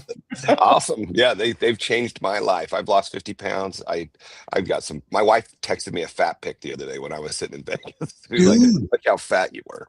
So talk to us. So what's your protocol? So right now I've been using retatrutide for about 4 months. Yeah, now. say Retta sounds like the culprit of what you're talking about here. Yep, Retta, and you'll love this, John. So here's the deal. I met a trainer. He's Tom Hanks' trainer. Again, this weird world, you know what I mean? Yeah. And he's like, I was in Mexico, and he says, "You're fat." I says, "Yeah, I get it. I know I am." He goes, "Dude, I could clean you up real fast." I'm like, "But this guy's ripped. He looks like you." And I'm like, "I don't know what you're doing. I just don't have those genetics." He goes, "No, you just have a big, huge diet, and you're just eating too much." But he ends up lining me up. He sends me retatrutide, and then he sends me what was the other thing? I can't remember. Oh, it was Claude. So it was a healer. Yeah, it was just Claude and BPC 157. That's what it was. So it was BPC 157 first, and then he went into Claude. So he's like, "Hey, take a little bit of this is swelling. You do 10 IUs of this every day, and then this Retta." And that was supposed to be 10 IUs the first time, 1 milligram every week. Well, I thought it was 10 IUs a day, every day for both. But about the fourth day, you were like, "Oh man, I'm feeling pretty interesting here." No, I didn't say nothing. So I'm doing my daily reports. in this little app he's got. But I wasn't entering what I was taking. I just didn't read because I have ADD, so I can't focus very long on like reading instructions. Yeah. So I go back in, and 2 weeks in, it was every 2 weeks we're going to do a call. You did your blood work, you sent it in. He does all these things, and then he calls me on this 2 weeks. He goes, "Dude, what are you doing? I just looked at your weight." He goes, "What the fuck happened, bro?" I go, "I'm doing this and I'm doing this." He's like, "Dude, Retta's every week, not every day, bro." Yeah, read the instructions, please. That's what I tell my people. I say, listen, if you have a question, I'll answer it. But if I see you haven't read the instructions, I'm going to ask you to go back and read them before you ask me questions. That's what they're for. He had a lot of questions. He's like, "How the hell did you lose 20 pounds?" And I'm like, "Well," he goes, "Have you eaten?" I'm like, "No, I don't think I have. I don't really think I have." But needless to say, he goes, "How are you going to work every day? Have you been going to the gym every day? I see you do your daily gym reports." He goes, "Yeah." He goes, "How are you getting out of bed, bro? Like, what are you doing?" Anyway, he goes, "You just muscled through it." So I got back on a normal regimen. And I guess that was kind of my Kickstarter. I was hoping my guts would recover. That was a little bubbly, if you understand that. You get that bubble guts for the first little while. But then since then, I've got some MOTS-C and some SS31. And then now we're talking mitochondria stuff. Isn't that good stuff, dude? Sharpens you up. Fucking makes you feel, oh man, freaking awesome. And I'll tell you what, I wake up, I work out hard, I can focus most of my day, and I was always full of brain fog, and it was super hard. I mean, for years and years and years, even though I feel like I execute well, I did not. You know how you feel like just short a couple little brain cells? I don't know. Maybe it was from partying. All of a sudden, it starts firing through. You know what I mean? I'm actually kind of putting it, because I'm a big one. I'm a big researcher. I mean, I test shit on myself to understand how stuff fits together. I've been doing this brain stack just the last couple of days. I'm just like, I pick up my phone. Normally, I look for a contact. I just fucking remember the phone number. I'm just plugging in phone. But holy shit, I haven't dialed that phone number without a contact in 5 fucking years. Wow. Dude, that's something. That's my next thing I'll need to learn from you. Dude, I swear to God, I went to call my bank rep, and I was like, I just fucking dialed it. I'm like, what was that? I just remembered a phone number. I didn't even think about it. It was almost like I had the cognition of 7 or 8 years ago. There's a lot there, right? We use 2-3% of our brain. Imagine if you could unlock even 5% or even 2 more percent. 100%. Yeah, but the brain stuff is fucking crazy, because as you get it, I mean, it's all here. The body just follows the mind. Yep, it's true. I can tell you this, though, to your point, peptides have been a game changer for me. This is actually the first time I've said on anything that I take peptides. So congratulations. That's the release. Yeah. So, but needless to say, when you ask me an honest question, I'm going to give you the honest answers. Peptides that's what this show is. So you just walked into what the show is, and I'll take it as a compliment, because Keith and John pride ourselves as creating a safe space, a comforting space where we can break the barriers down and have great, honest conversation. So I thank you for sharing that. And Johnny, I got to tell you, man, it seems I should just give you my credit card now, because it seems inevitable that we're going to be doing some work in the peptide business. Because after talking to Jeremy, I feel like I'm missing out, Anderson. I got all these awesome. You are. Yeah. You are. That's all there is to it. Like I can tell you this, my office, my chief revenue. Oh, same age as Johnny here, and I'm suspecting that I am missing out. I am, ain't I? Yeah. So my chief revenue officer, my chief operations officer, and a chief of one of the local fire departments here, they watch like, dude, you shouldn't be doing that shit. You shouldn't be doing that shit. They watch, they all of a sudden see you working out. They see you getting up early. They see you executing all day. They see that you can focus. They see that you can plumb through it. And all of them, they're like, all right, that's it. Give me your guy's phone number. I'm not doing this anymore, dude. You freaking why do they keep saying don't do it? Because of the that's not FDA approved, yeah. Right? Whatever. Yeah. And who trusts the FDA? Like Food and Drug Administration. Right. They approve Dr. Pepper and Fruity Pebbles and freaking other shit, but they won't approve stuff that makes me feel good. Yeah, forget the FDA. I'm like, fuck Drug Administration. That's where I'm at. Fuck those guys. I can't do it. Awesome, man. Jeremy, so I got to tell you, man, we're coming up to our time with you, and I want to be respectful of your time. If you have some extra no problem. I have all the time, dude. This is 6:30 in the morning or 7 o'clock here. I've got time. We're good for whatever. Well, then you know what? Why don't you stick around? John Petrocelli, myself, John Anderson. We'll keep the show going here, man. So I'm going to introduce you to someone. His name is Dr. John Petrocelli. He's a bullshit professor. So you're the Forrest Gump guy. Legitimate. When you say bullshit, he's like highly educated in this field. Yes. So he I would love to stay on with this. Then let's do it then, because he teaches bullshit. That's so he'll be like, oh, Barker's a bullshitter, and he'll call you out on it. Dr. John. I want to be called out. This is my game. Let's go. All right, lifestyle tip, reset hour 2. We're back with Barker, Petrocelli, Phyllis, and Anderson this morning on Mornings in the Lab with Keith, John, and friends. Let's get it, guys.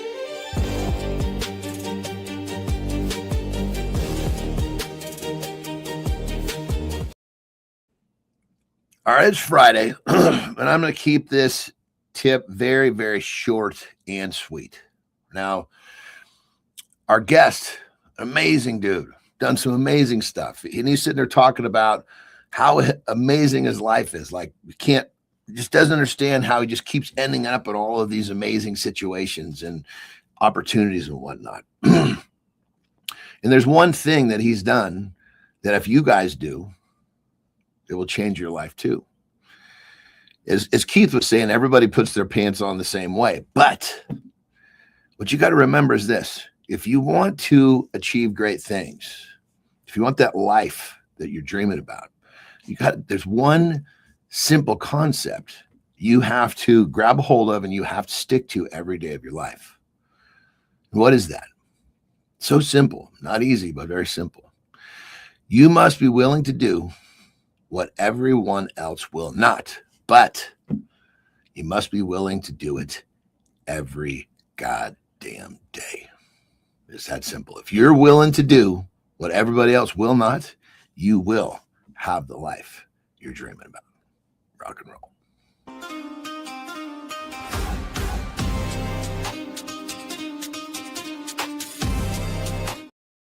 Good morning. Welcome back, baby, to Mornings in the Lab with Keith, John, and friends. This is the big show where we help men and all humans start the day with real talk, useful perspective. Yeah, we all put our pants the same way. And enough momentum to stop sleepwalking through your life. Speaking of sleepwalking, head on over to snoozetracker.mornings.live. You will see how much of your life you are wasting away with the snooze button. That little snooze thing, you just snooze, snooze, snooze. Today, 774 minutes behind the guy who's been up since January 1st. True motherfucking story. So get up, get after it, and come join the conversation with myself, John Anderson, Jeremy Barker, and Dr. John Petrocelli. We're talking about, is AI making you smarter or dumber, and a bunch of other crazy shit. And that conversation starts, hey, Jimmy, right now. Yeah, it's bullshit. Not because AI is evil, because easier isn't the same as learned. It's not the tool, it's the order. Answers first, thinking never. That's the switch. Then real life checks you. A meeting, a test, a kid asking why. You freeze because you borrowed certainty. New rule. AI's allowed after you try. Struggle is the signal. That's how your brain actually builds. Do it like this. Write your rough answer from memory. Then use AI to challenge it with questions, not conclusions. We'll show how to use AI without losing your mind's grip. You'll know when it's training you and when it's replacing you.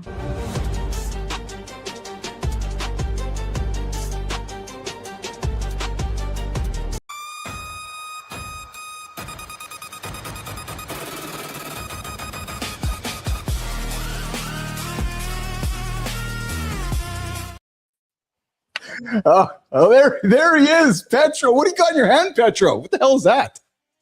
That's for got an early robot here. Yeah, you guys have mentioned putting your pants on the same way everybody else does. I actually put my pants on with one of these, so I don't know.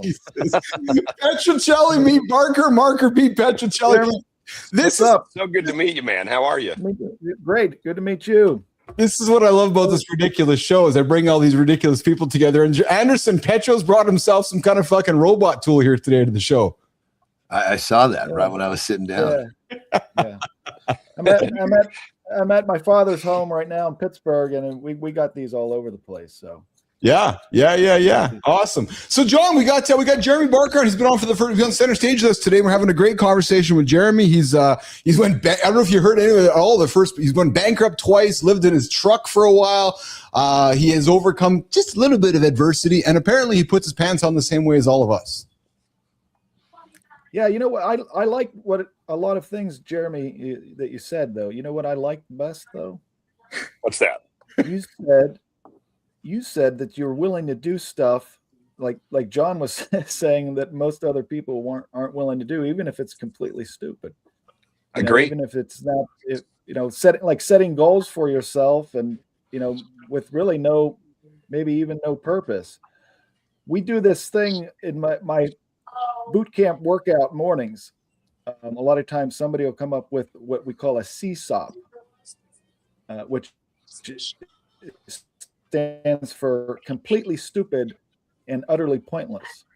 It might be something like, okay, take these 5 big rocks up the hill and then do 25 burpees with one on your back, and then we come down and then, in 45 minutes we're done with the with the workout. But it's if you're willing to do those types of things, think of all the stuff that is actually meaningful and purposeful that it will probably seem easy that you'd be willing to do. Agree. I would say what I do is found that interesting. Fit with John's tip today too. So. Yeah. So I got something to throw at you guys here right now. So there's a lot of arguments in the world right now that AI is making us dumber. When in reality, and I want to use a gym analogy for this one to set this one up. So, some would say, and actually Petro, this comes from a doctor as well. It comes from, where's his name here?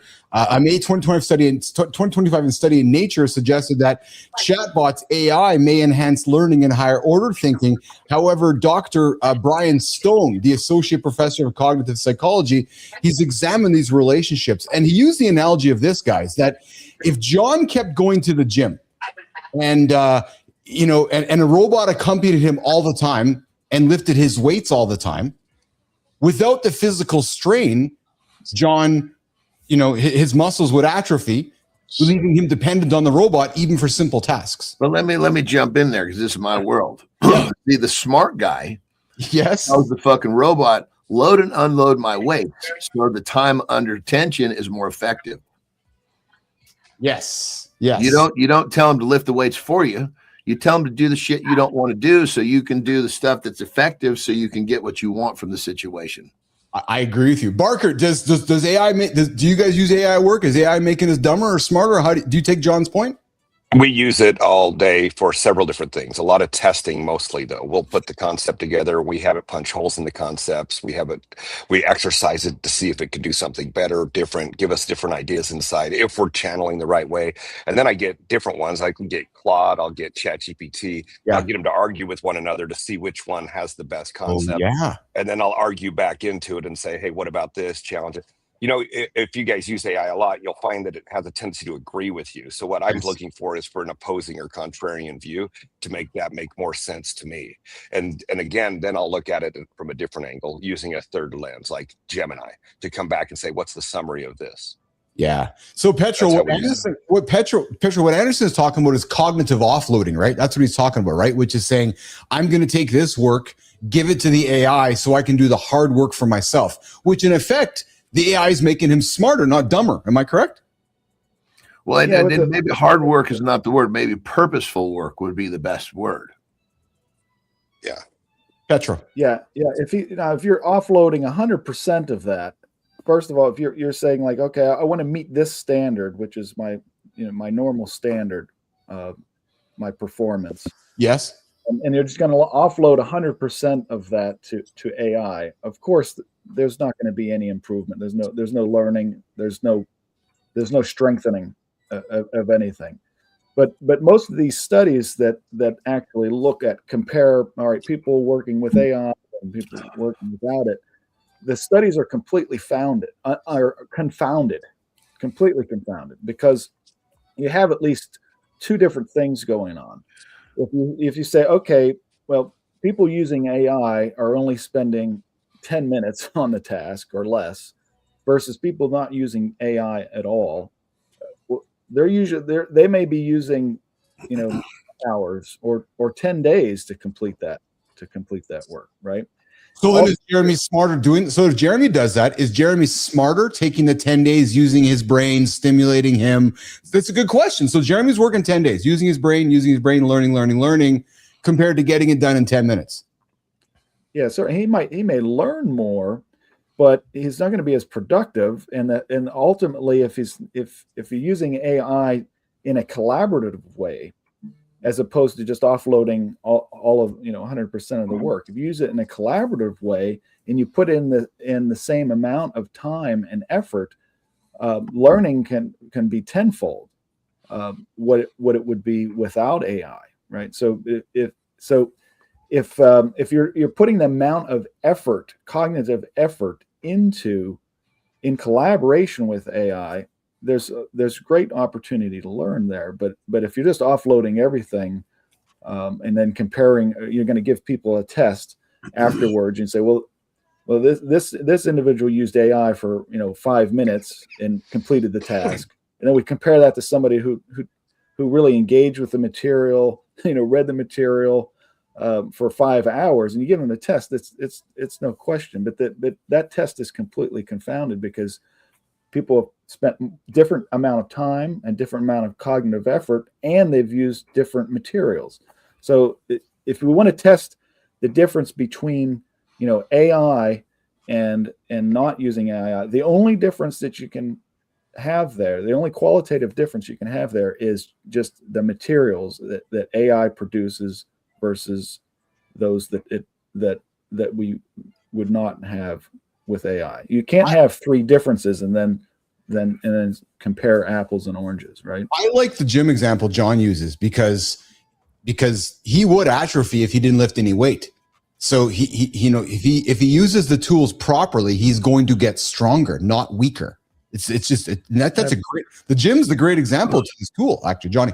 Well, it's like another way to think about it would be, you got an orchestra, right, of AI, and an orchestra needs a director out front to get to make that magic. If the director just fell asleep and didn't do shit, wasn't waving his stick around and doing all this fun stuff to watch, well, the fucking orchestra would not find that magical sound. So it's like the AI are all of these things that you can direct to make this magic, but it allows you to become an amazing director, because that's all you do is direct. You're not out there fucking doing all this other shit. The more time you spend on that purposeful work, the better you're going to get. That's how I believe it should be used. Yeah, and Jeremy, we're all the same age on this show for the most part. Petro's 35; he's the young pup here. So Parker, as you've moved into the 50s with these tools, do you find yourself being smarter or more productive, or more like, are you going, holy shit, I'm a superhero some days, Jeremy? Well, I find myself being a little bit more open-eyed. Like, I'm learning. I knew nothing about technology, at all when I got into this. I'm strictly blue collar before this, framing and fire. And then what I've been able to see is I'm viewing it from a completely different lens. So we have a whole bunch of AI that's tying into metrics and holding people accountable for KPIs. It's giving me the numbers that I want to see really rapidly that have a tendency to get buried inside financials. So I can say, hey, I'm looking for these 4 key point indicators every day, all day. And I want text messages that fire to me that say, hey, this is getting out of sync. This is outside of your metric. And it'll send me a text message and I can fire it over and say, hey, bang. And I don't get lost with late reporting, where I tend to get the report at the end of the day. Now I can get it every minute. Like if something's getting out of metric, I can get something fired and we can, do our little 1 degree correction rather than a 90-degree turn or a 180-degree turn. I can kind of keep that ship going in the direction I want. It just gave me a different lens. So now that I see what it's able to do for me, I find myself in AI seeing what else it can do for me. I had a really interesting thing. I built a 153-unit condo hotel in Flaming Gorge, Utah, which is about $100 million project. I didn't, it was a weird deal with Claude Cowork the other day. It said, hey, have you tried this? Give me a project. So I just dropped this folder called the Pinnacle into it. It analyzed it. Then it says, hey, can you want to hook me up to Outlook and take a look at all the emails it's saying in here? So I dropped that in there. It fully, I'm like, I didn't even know where it was. It gave me a freaking org chart, a CPM diagram. It said, hey, this is who's in charge of what. It gave me the red, yellow, greens on all of it. I'm like, I didn't even know where we sat. I didn't know that, hey, John was missing this and Keith was missing that. And we're waiting on him for this. I'm like, and I checked it out. By the way, it said this is what the project valuation was. It said 108.7 million. And I told him, I knew that it was around 108 million. And I'm like, wait a second, is it 0.7? And it was right.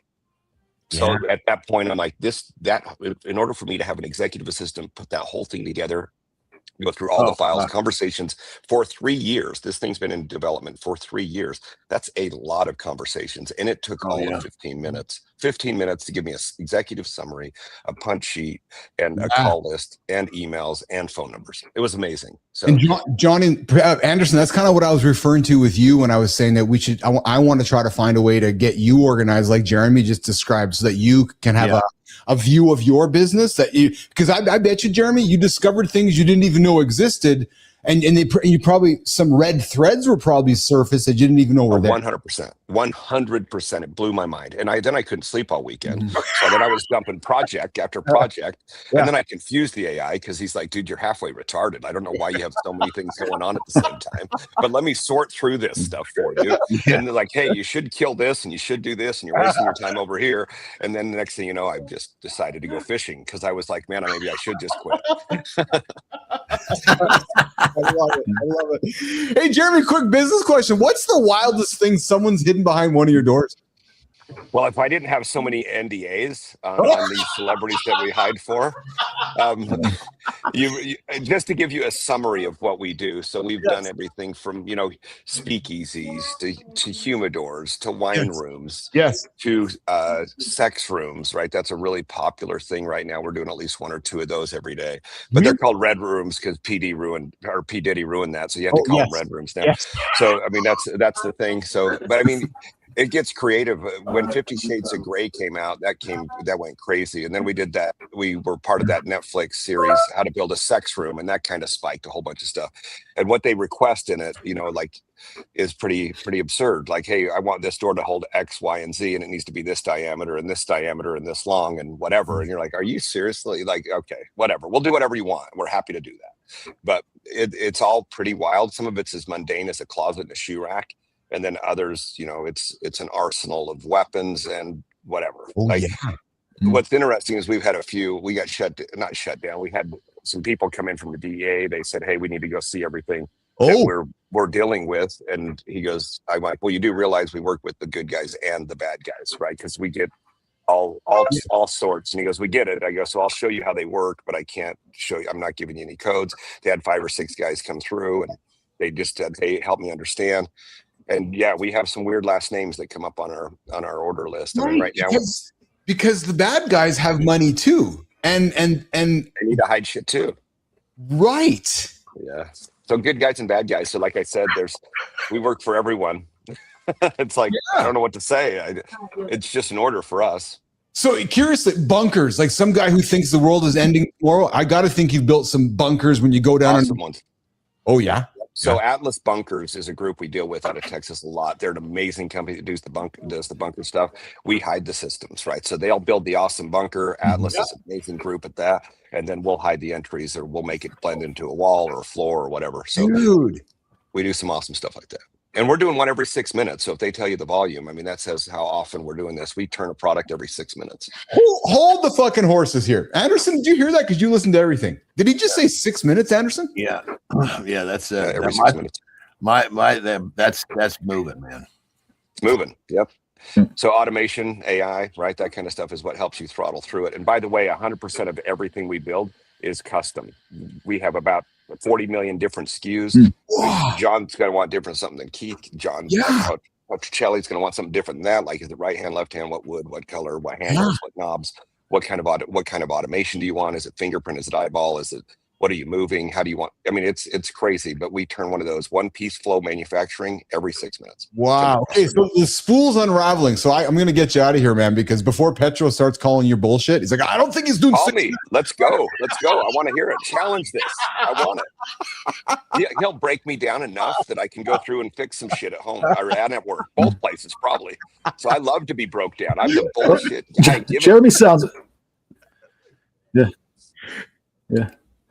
I don't. It doesn't sound like Jeremy got dumber with AI, though. I mean, it sounds to me that you're quite evidence based. I mean, you're talking about charts and and graphs and the things that are being produced through and giving more information, making more informed decisions as opposed to what people usually do in business. Matter of fact, is just they usually just take a wag at it. A wild ass guess, as opposed to like, well, let me see the data, let me see the evidence for this project or this deliverable, so I'll give you sounds some like you're right in the middle of that. Yep. And here's why. So if people would look at their deal, like if you think about this, in 2019, we did, 7 million roughly in 2019. Yeah. So you look at the throttle. And by the way, we had 19 people in our Kentucky manufacturing facility, in Utah facility, and 17 people in our Kentucky manufacturing facility. To date, we have 21 people in the Utah facility and 23 people in the Kentucky facility right now. And we're doing almost 10x the volume. So how do you do that? Well, you have to have information. You have to see where your puddles are. You have to it has to be transparent. Where can you lean it out? Where's the wasted time? Where's the non-value added time? Where's the value added time? Unless you have a dude sitting there with the freaking a timer stopwatching, you're never going to find that out, or you're going to be blind by the being so close to the forest you can't see the trees. Well, what these tools give you is the opportunity to have these indicators and let you know what's happening between easy button to easy button. So this is the key is leaning that time out. Don't just throw stuff. As employers, for some reason, we all want to say how many hundreds of employees we have. That's a dumb metric. I'd rather say no employees. It's a reverse metric. How do I get to zero? Right. And now there's no way for us to ever get to zero, nor would I want to necessarily be at zero. But let's see how we can do at 10x more with the same head count. Yeah. It's maximizing the resources rather than trying to pull more resources in to have a bigger number at the time. That's a race you never win. Yeah. Jeremy Barker, I'm going to get you out of here, man. I'd like to tell you, I find myself running toward your energy. I can tell Anderson and Petro does as well. We got to have you back for one question only, which is actually like, you are an executor. It's funny. I was at a meeting, Johnny, with an investor last week. I didn't tell you this, and he was asking about myself and asking about us and the business. And I said, blah blah blah. I said, well, one thing you'll know about me is I execute. A lot of people talk, but I talk and execute. Jeremy, you are an executor. You know what? I give people shit all the time because they're like, hey, you know what? I get pitches from fire guys, and I love my fire family. They're dudes, but they're trying to figure out what to do after they retire. They're like, you know what I'm gonna do? And I'm like, you know what you're gonna do? You're gonna be an I'm gonna die. I'm so sick of I'm gonnas. If you're gonna come with something, don't come back at me with I'm gonna until you go kill that last deal you came and wasted 2 hours of my time with. Like, go do that. But instead, you're just coming up with these millions of concepts, and you want to have meetings with me for 2 hours, and then you're like, you know what I'm gonna? I'm like, you're going to be I'm gonna forever until you do something. So don't do I'm gonna. Anderson, want to play off that? No, I mean it's simple. Take some fucking action. Yeah. I agree. Yeah, it's like it all, and it goes all the way down to fucking parenting. Our fucking kids don't give a shit what we say; they care what we do. Well, I mean, let's take it all the way up to fucking have a meeting with our man right here. He doesn't care what you have to fucking say. What have you fucking done about what you're going to have to say? Exactly. And Petra, you probably heard when the guy lost everything, he didn't sit and fucking cry about it. He got in his truck and he kept moving. He acted. Jeremy Barker, dude, lots of love, man. So much love from all of us to you. So much gratitude. Let's grab a coffee, can we? I'll drop you a note. I would love it. I'd love it. And anytime you want me, you just holler. I'd be happy to. This is the funnest one I've ever done, hands down. And I've done hundreds of these things. This was great. You guys are awesome. I enjoyed what a great way to do a Friday. Now I'm ready to go throttle into everything. This is awesome. Awesome. Jeremy Barker, thank you, man. Petro? Nice to meet you. Man. That was fantastic. You know, and I sat here. I was trying to find the bullshit, and I had a lot of trouble. I had a lot of trouble. I mean, bullshitters don't talk like Jeremy talks. Yeah, well, this is true. I mean, Jeremy's got everything he says. He's got details. Yes, you know, like he knows how many people are working at this. I mean, on different projects. I mean, it's just. I mean. That's not the way bullshitters usually talk. Bullshitters don't act like our man Jeremy. No, it's true. No, they don't take action. Yeah. All right, Barker. You know what I learned, you guys? Yeah. Bullshit doesn't pay. Execution pays. So you can bullshit all day long and you're never going to hit your goal. But dude, if you just get action, you don't need to bullshit. Well, listen, Jeremy, the wannas and gunnas are the bullshitters. They say, hey, Jeremy, can you sit down and bullshit with me for a couple hours and talk about what I'm going to do? No, you just want to waste my time. Yeah, exactly right. Yeah. I will listen to an executioner for as long as they need me. But if you're going to come in and pitch me with an I'm gonna. Well, I was going to say, it said, hey, let's talk about what I'm doing versus what I'm going to do. Very different invitation. Yeah. Very different. Well, and Jeremy, we are executing, we're generating revenue, and we're building the future of mornings. And I'd be proud to share it with you, my friend. Love to hear it. You guys have an amazing weekend. Thank you very, very much for this opportunity. It was awesome. Pleasure, brother. Take care, Appreciate you guys. All right. Have a great one. All right. Jeremy Barker's out of here. Woo! Wow, that was fun, man. That was a good one. Petro, that was a good one. He was good. I thought it was, I mean, yeah, another fantastic week. Yeah. This week. And I don't know, for whatever reason on Wednesdays, you guys drop so much. I learned so much like Wednesday morning for whatever maybe it's like you're primed for the first like last Wednesday and this Wednesday. Well, let me ask you a question, brother. Is part of the metric of those Wednesdays when we talk about sucking cocks? No, it had nothing. Yeah, it had nothing to do with the pickles or anything. No, it's so you guys talking about AI agents. I think last Wednesday, and I'm thinking, wow. I mean, I really learned quite a bit through what you guys are usually talking about, whether it's peptides, lifting robots while they're lifting. Yes. Weights too. I'm loving it too, because I'm good. I think I can speak on behalf of Anderson here, because I'm loving learning about peptides. Like I'm loving it so much. And I'm learning from John, and John, he's not saying it, but I'm suspecting he's quite curious about learning about all the bullshit that I'm in. And it's nice because we move to this word of confluence, right? We collaborate with that. So, and then when Jeremy drops the peptide thing, I was like, well, fuck, there you go. And then all of a sudden, Johnny, he said, I knew as soon as he told me what his results were, I knew the peptide he was taking. Yeah, and then my FOMO goes to the roof, Anderson, because we got these guys coming on the show and they're like dropping all this, and you're like, well, yeah, duh. And I'm like, well, fuck, man, why am I not on that? Actually, I know you're like, I don't know why you're not. I've got a confession to make though too. I'm a little bit like John with the news, so I don't watch as much news as your average bear. Yes, and so it's been a way to be up on the latest things going on in the world too. Because you usually hit on just about everything that people are talking about, and it's actually improved my teaching because then I've got better examples to use in class. So the students are like, you're indirectly teaching students through me because they're not watching the mainstream media news either. They're watching Jon Stewart or somebody, Yeah, well, they're getting it from Keith and John now, which is good. I don't know if that's good or bad, but they're getting it with Keith and John. Hey, do you guys remember driving by this place back when we were growing up? Remember Sears? John, do you remember? Did you go to the department store Sears? Like this, I saw this picture and I felt like it was like 1970 again. Man, like that. Well, I remember Sears, but thank fucking God, I lived in a fucking household where I'd have to go in there and fucking shop.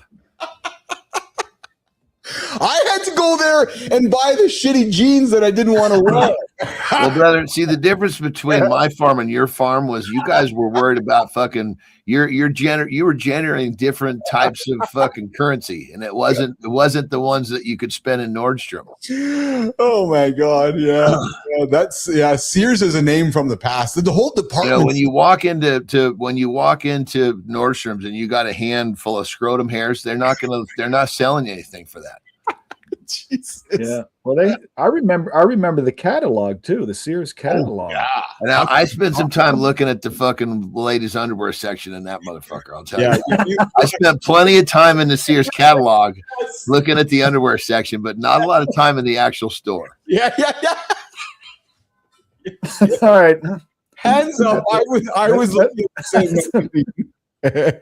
That's the quote of the week right there. That's it. Exactly. That's exactly. All right. Hey, John. Hey, Petro. Before you guys go.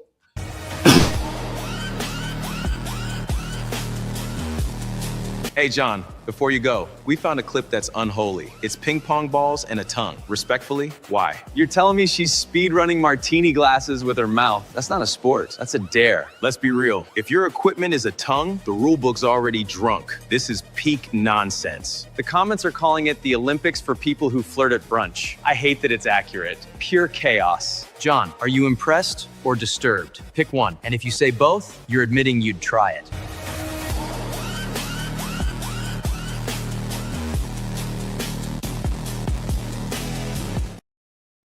See, behind the scenes, those two motherfuckers are looking at each other going, why don't you have a tongue like that? All they're doing is just imagining that big fucking tongue coming out of their fucking mate's mouth. They're thinking, God damn it, Look at this guy. Like, she clearly has done this. She clearly has practiced, Anderson. Petro. She's clearly done her job. She's like, okay, I'm going to win this thing. I saw this. I'm like, what the hell? Yeah, but Petro, I was telling Anderson earlier, I was talking to an investor yesterday, showing him our show, and he looks at me and looks at the show, and he's like, what the hell did I just see? I'm like, yeah, because, and then you see this scene of you two guys in the electric car, and you're real here, but you're not real there. People get really confused. It's almost looks like Black John there. Actually, you look like your dark tan John there in that picture. Actually, and it looked like they started to put a little bit of a belly on me. Yeah, that's when you got off the red, John. That was when the red ran out. And I don't know what was more impressive, either the martini glasses with the ping pongs, or how we finagled to get in there. Well, if you look, Petro, you're doing me a big favor. You're not all the way in. You're kind of kicked off to your legs are borderline not in. Yeah. Hey, Petro, pull that gadget up again. That's a fish thing, isn't it? Isn't that for like that? Isn't that for? Let's pick something off the fucking ground, you weirdo. Oh. This is a grabber. That's for fish. Jesus Christ! I thought it was like for. How are you gonna fucking hold a fish with that, dude? Jesus. No, so I thought taking the hook or just doing crazy shit with the fish. Clearly, you have never fished before, brother. How are you gonna fucking get a fish with that tool? How in the fuck are you gonna get a little hook out of a fucking fish's mouth? Like this? Is that real efficient? Here's the fish. Jesus Christ. Okay. Clearly never fished before. I've done a lot of fishing. Maybe I just didn't use that tool. Well, you must have had a fucking pond at a funny farm with weird fucking fishing that we don't know about. Hey, Petro, what are you doing this weekend, man? I'm just hanging out with my dad here. Nice, yeah, visiting. I love you. And baseball season's open, so you must be pretty happy too, eh? Oh yeah. Pirates were horrible yesterday. Yeah. There you go. Hey, Netflix bumps up their subscription the same day MLB opened yesterday. Oh, Netflix, yeah. It's like, hey, you want to watch baseball? You got to pay more. Yeah, well, that's cheaper than going to the games, though. There you go. Anderson, are you heading out to Mexico today or next week, Tuesday? No, today we're heading to the family function. That's right. Yeah, that's right. Yeah. Oh, yeah, that's right. So we'll be back on Monday. Actually, I'll be doing the show from our B&B, I guess. So sure. Nice. Yeah. And then I think we'll get, depending on I don't know if we'll actually get out of town on Tuesday because we get home on Monday. Then we have to kind of get prepared to leave on Tuesday. So probably Wednesday at the latest, heading down to Mexico. Oh, fun. Okay. There you go. Okay, cool. Yeah, we'll stay down there. I think we're going to stay down there. Usually we go till there's a reason to come back. Our middle daughter's birthday is the middle of May, so we'll probably come back for that. Oh, nice. Before you guys go, what Jimmy, what the fuck is this, man? What is this? Check this out. I'm not sure what it is, but when it loads, there it is. What's going on there? I don't even know what. Some guy's going into a. Is he choking? What's sticking out of his mouth? I'm not sure. He got tripped. He went into the back of the restaurant and just helped himself to the fries. Well, somebody fucking tripped him. You see that? Yeah, I did. Yeah. I'm not sure what that was. Okay. Well, that clip didn't work as well as we had wanted. Anyways, all right. Well, boys, Petro, Anderson, have a great weekend, boys. I appreciate you both. Petro, be safe. You too. Always look forward to seeing you, Petro. All right. Love you guys. Love you, Petro. Love you. Pleasure's mine. Have a great loop, my brothers. All right, guys. We'll see you later. Johnny's out of here. Petro's gone. Anderson's gone. You're just left with me. Hey, Jimmy, we had the 3 J's today. Yes, Petro, Anderson, and Barker. Yes, we sure did. Good morning, everybody. Welcome back to Mornings in the Lab with Keith, John, and friends. We get after it every single day live, 8 o'clock Eastern time, right here on YouTube, LinkedIn, and X, and of course, mornings.live. Yes, the big show. Guys, if you're just joining us, I invite you to go back and listen to our great conversation with Jeremy Barker. Man, he dropped nothing but nuggets. The guy went bankrupt twice, lost millions of dollars, hangs out with some pretty important people. And check it out, the proof wall. There it is right there on the screen. Go check it out. You can check into the show by pulling out your old phoner, going to mornings.live and say, check into the show, show your proof, show you're awake. And if you're looking for an accountability partner, that can be us. Yes, we are here to help you get up, get motivated, and offer some ways into your world. All right. Okay. Less than a minute. We're going to come back with trust is the product. Yeah. You know what we're selling here, guys? We're selling trust. And that trust happens daily, 8 o'clock live. And it happens with all of you. We're going to have that conversation coming up in less than a minute. We don't sell a show, we build trust. Every morning is a deposit. Missed deposits and belief drops. That's the product. Going live isn't content, it's commitment. Pre-record feels controlled. Live proves we're real. Real earns trust. That's the line. Our excuse is polish. We call it strategy. It's fear of being wrong in public. So we stall. No hiding. Every skipped morning costs credibility. Our people notice the gap. Trust doesn't reset fast. It fades. That's the bill. Attention is rented. Trust is earned. We can buy reach. We can't buy respect. Chasing spikes kills loyalty. That's the drift. The rule is simple. We show up before we feel ready. We speak with conviction. Consistency is the contract. That's the contract. Handsome Chief is about to break it down. The show is the mechanism. Trust is the outcome. Morning begins here.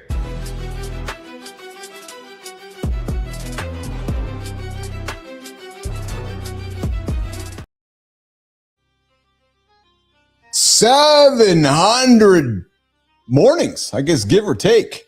Yep. Here's what's changed. Well, I can tell you what's changed. My bedtimes. Yeah, my commitment to my bedtimes. Well, they've kind of slacked lately because we are working hard to do some crazy things. Good morning, Whitaker. Good to see you there today. But this show has reshaped the Handsome Chief's brain. True story. You cannot show up live every morning without developing real opinions. Nope, you just can't, because that's what people want to hear. That's why they show up. Like, hey, I want to hear what you have to say. And you cannot fake presence for 700 some odd days. But over time, guys, I'll tell you something right now, something subtle happens. Yeah. People stop coming to you because of what you sell or what you're talking about. No, they come because they trust how you think. They trust what you have to say. They might not agree. There's a difference. They might not agree with what you have to say, but they trust it because you've been showing up. You've been offering a consistent approach. You've been offering words that can resonate with them, whether it resonate rightly or wrongly. These words are striking them and they're leaning in. They're going, well, they keep telling me something. I don't know if I like the person, but they certainly are building trust with me because they seem to approach the situation the same way every single day. And I think that's the shift that brands miss. Because this show isn't the product. No, it's not a product at all, actually. The product is what you don't see. The product is what you can't touch. The product is the feeling you have when you return time and time again on this show. And that feeling and what we are actually selling you is trust. Yes, I talked about it yesterday with my investor, my potential investor. I was like, I build trust by showing up every single day, Monday to Friday, live. And then I complement that trust with my AI characters, the universe that I'm building around myself to accelerate and influence the trust that I'm building for all of you. Because the show that we have for you is just the mechanism to build the trust. There's a difference. And it's funny because the world we have been so used to and trained on is go read that person's post. While much of that trust can be absolved because of the AI world we're living in now, but this live conversation, well, the show becomes the mechanism because I am here daily live for you to engage with, for you to challenge, for you to provoke, for you to hear from. And the last company I built, ICUC, it was built by showing up early as well to a space that people largely underestimated. Yes, just like the space that we are in today, largely underestimated. Because Mornings in the Lab and the MITL studio is built on the same thesis that live branded morning shows are where durable, long-lasting trust will be built over the next decade. Trust me on this one. I'm just telling you like it is. Because the brands that start now will own the habit. Just think, if you're first, you're the one that people will be following. And habits, at least in my experience, habits don't go on sale. No, I got a sale on my habit today. No, that's called a shortcut. We don't like shortcuts. So if you're thinking long-term and you're not thinking campaign long, setting up and having and embracing and engaging, especially in an industry, in a live conversation is the move for you. It's funny, I was doing some research in the industry world yesterday. Just industries. Pick an industry, the law industry, the accounting industry, the electricians industry, the door industry with our guest Jeremy Barker, all these different industries. The oil and gas industry, the supply chain industry. And did you know? Oh, I know. Because I've been exploring it. And you know what I love? And I got no problem sharing it out loud because there's nobody who's been doing this for the last 2 years like we have. So the credibility that I'm going to put out here is nothing but true. There is not a morning platform out there in front of the industry space today. There's newsletter platforms. There's other types of platforms, but there's not one that starts an industry conversation every single morning. Hello, my name is Keith Billis. I'm the CEO of MITL Studio. Oh, you lead an industry? Which one is that? The supply chain, the oil and gas? Oh, you want to start a conversation? We'd love to have it with you. Because the brands that start that now will start the habit with their industry, with their audience, with their stakeholders. Because we live in a world where you can buy attention whenever you want, wherever you want, all over the internets. But the trust that I'm inviting you to build, the trust that I'm encouraging you to build, well, that has a compounding curve.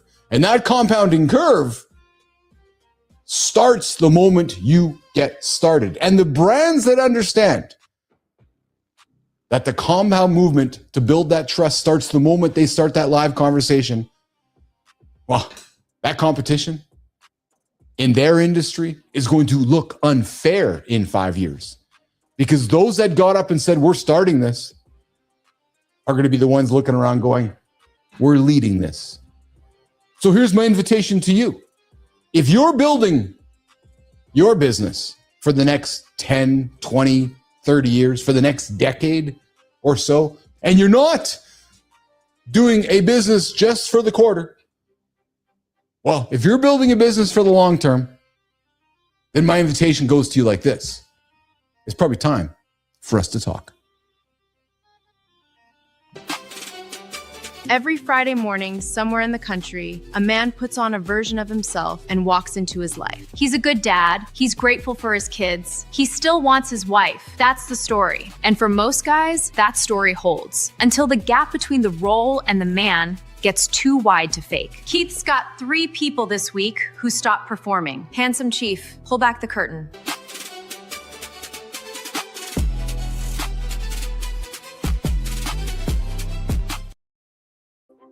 All right, we're going to start the journey. What's going on, Spartacus? Good to see you in the comments, my brother. Good morning, Keith and friends from Spartacus this morning. Hey, guys, over on YouTube, you swore you'd never be him, but you might be. Alpha Path over on YouTube says that 85% of young men in prison grew up without a dad, 63% of youth suicides, and 71% of high school dropouts, the common denominator, no father in the picture. It's sad to me. But the absent dad isn't always the guy who left. No, sometimes he's the one in the living room, the one, the phone in hand, checked out, the passive fatherhood. And the guy that's the slow motion damage that nobody calls abuse, but probably actually should. What's their fix? Well, maybe be a surgeon with your father's legacy. Keep the work. Cut what doesn't. And tonight, maybe, just maybe it's the day to leave your phone in the truck when you walk through the door. So you can be that present dad in the living room, in the family room, in the kitchen with that family all around you. Hey, over on Substack, I love my kids, but I miss my life. Yeah? Wow. Really? Well, listen. Wild from the Quiet Work said it out loud. I love my kids, but I miss my life. And she describes sitting on the bathroom floor at 1 a.m. because it was the only room nobody could reach her. Well, that's why us guys go sit in the can. Hey, Jimmy, like, I gotta go get in the can. Yeah, true story.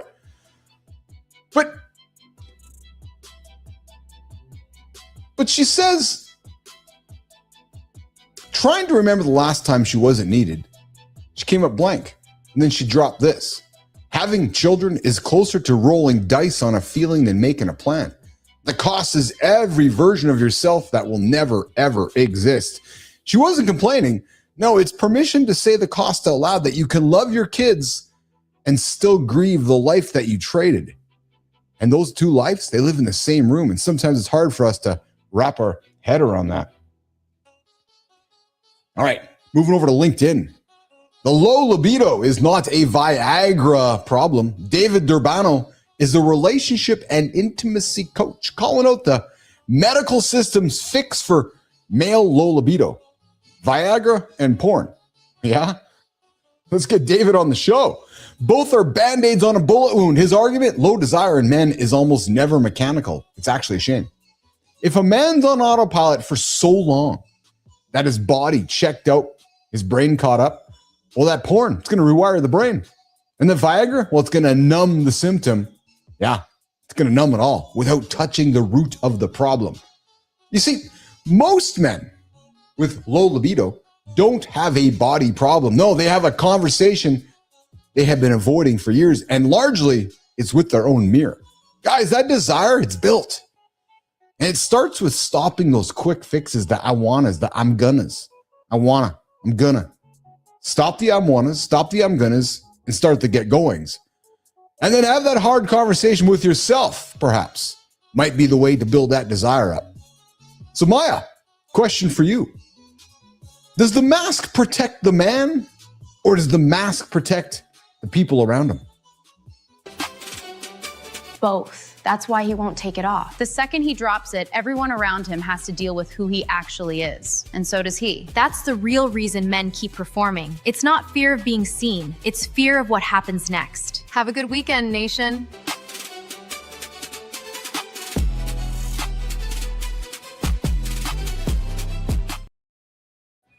Wow. Woo, baby. Wrapping up the show here. Yes, we are wrapping up the show. Hey, I got a couple segments, though, I think we should put on the table, Jimmy. I think we might want to put something on the table here right now. Do you think? You think we should close the show with a couple things? I got a couple things to put on the table here today. Yeah, I got some stuff over in the conversation desk that perhaps would love to get to. Jimmy, why don't we run some trending topics? We got a Netflix. We got the Netflix situation that I think we should put on the table here today before we say goodbye. Guys, if you're subscribing to Netflix, your Netflix bill is going up, your gas is going up, your food bill is going up, and so is Netflix. Sterling Preston, what the hell is that all about? 2019 standard was $12.99. Now it's $19.99. And they raised it again 1 year later. Then you add the rest. Disney, Hulu, Hulu Max, Apple. Congrats. You invented cable again. They call it value. My wallet calls it a hostage note. Keith and John, let's open the receipt. So just trying to find my note here. Hey guys, my notes aren't showing up in the trending topic here, guys, for me to talk about this here. So I just want to grab this up. So I find this quite fascinating, right? So we and whether people like it or not, we have folks that wake up yesterday going, okay, so I want to watch baseball, but yeah, no, there's that's not really helpful for me there, guys. Okay, so there you go. Netflix now $27 a month. Spending $20 billion on content, killing your password sharing your, and so forth. All right, let's kill this one. Yeah, that's there's nothing there for me, guys. There's nothing for me to add value to this one here. So, okay, well let's wrap it up. That did not work at all. All right, okay. Listen, on behalf of the whole crew, we're gonna get ourselves out of here and wrap the show up and get back after it on Monday. Okay, on behalf of everybody, on behalf of Jeremy Barker, myself, John Anderson, Keith Billis, Dr. John Petrocelli, and the whole crew behind the scenes, good morning, and have yourself a great weekend, guys. We'll see you in less than 48 hours on Monday. Mornings.live, Mornings in the Live with Keith, John, and friends, live right here on Mornings Live Network. Come check into that show. You can check in by heading on over to mornings.live and checking into the segment. All right. Have a good one, guys. We'll see you guys in a couple of days. Have a good one, nation. Ciao.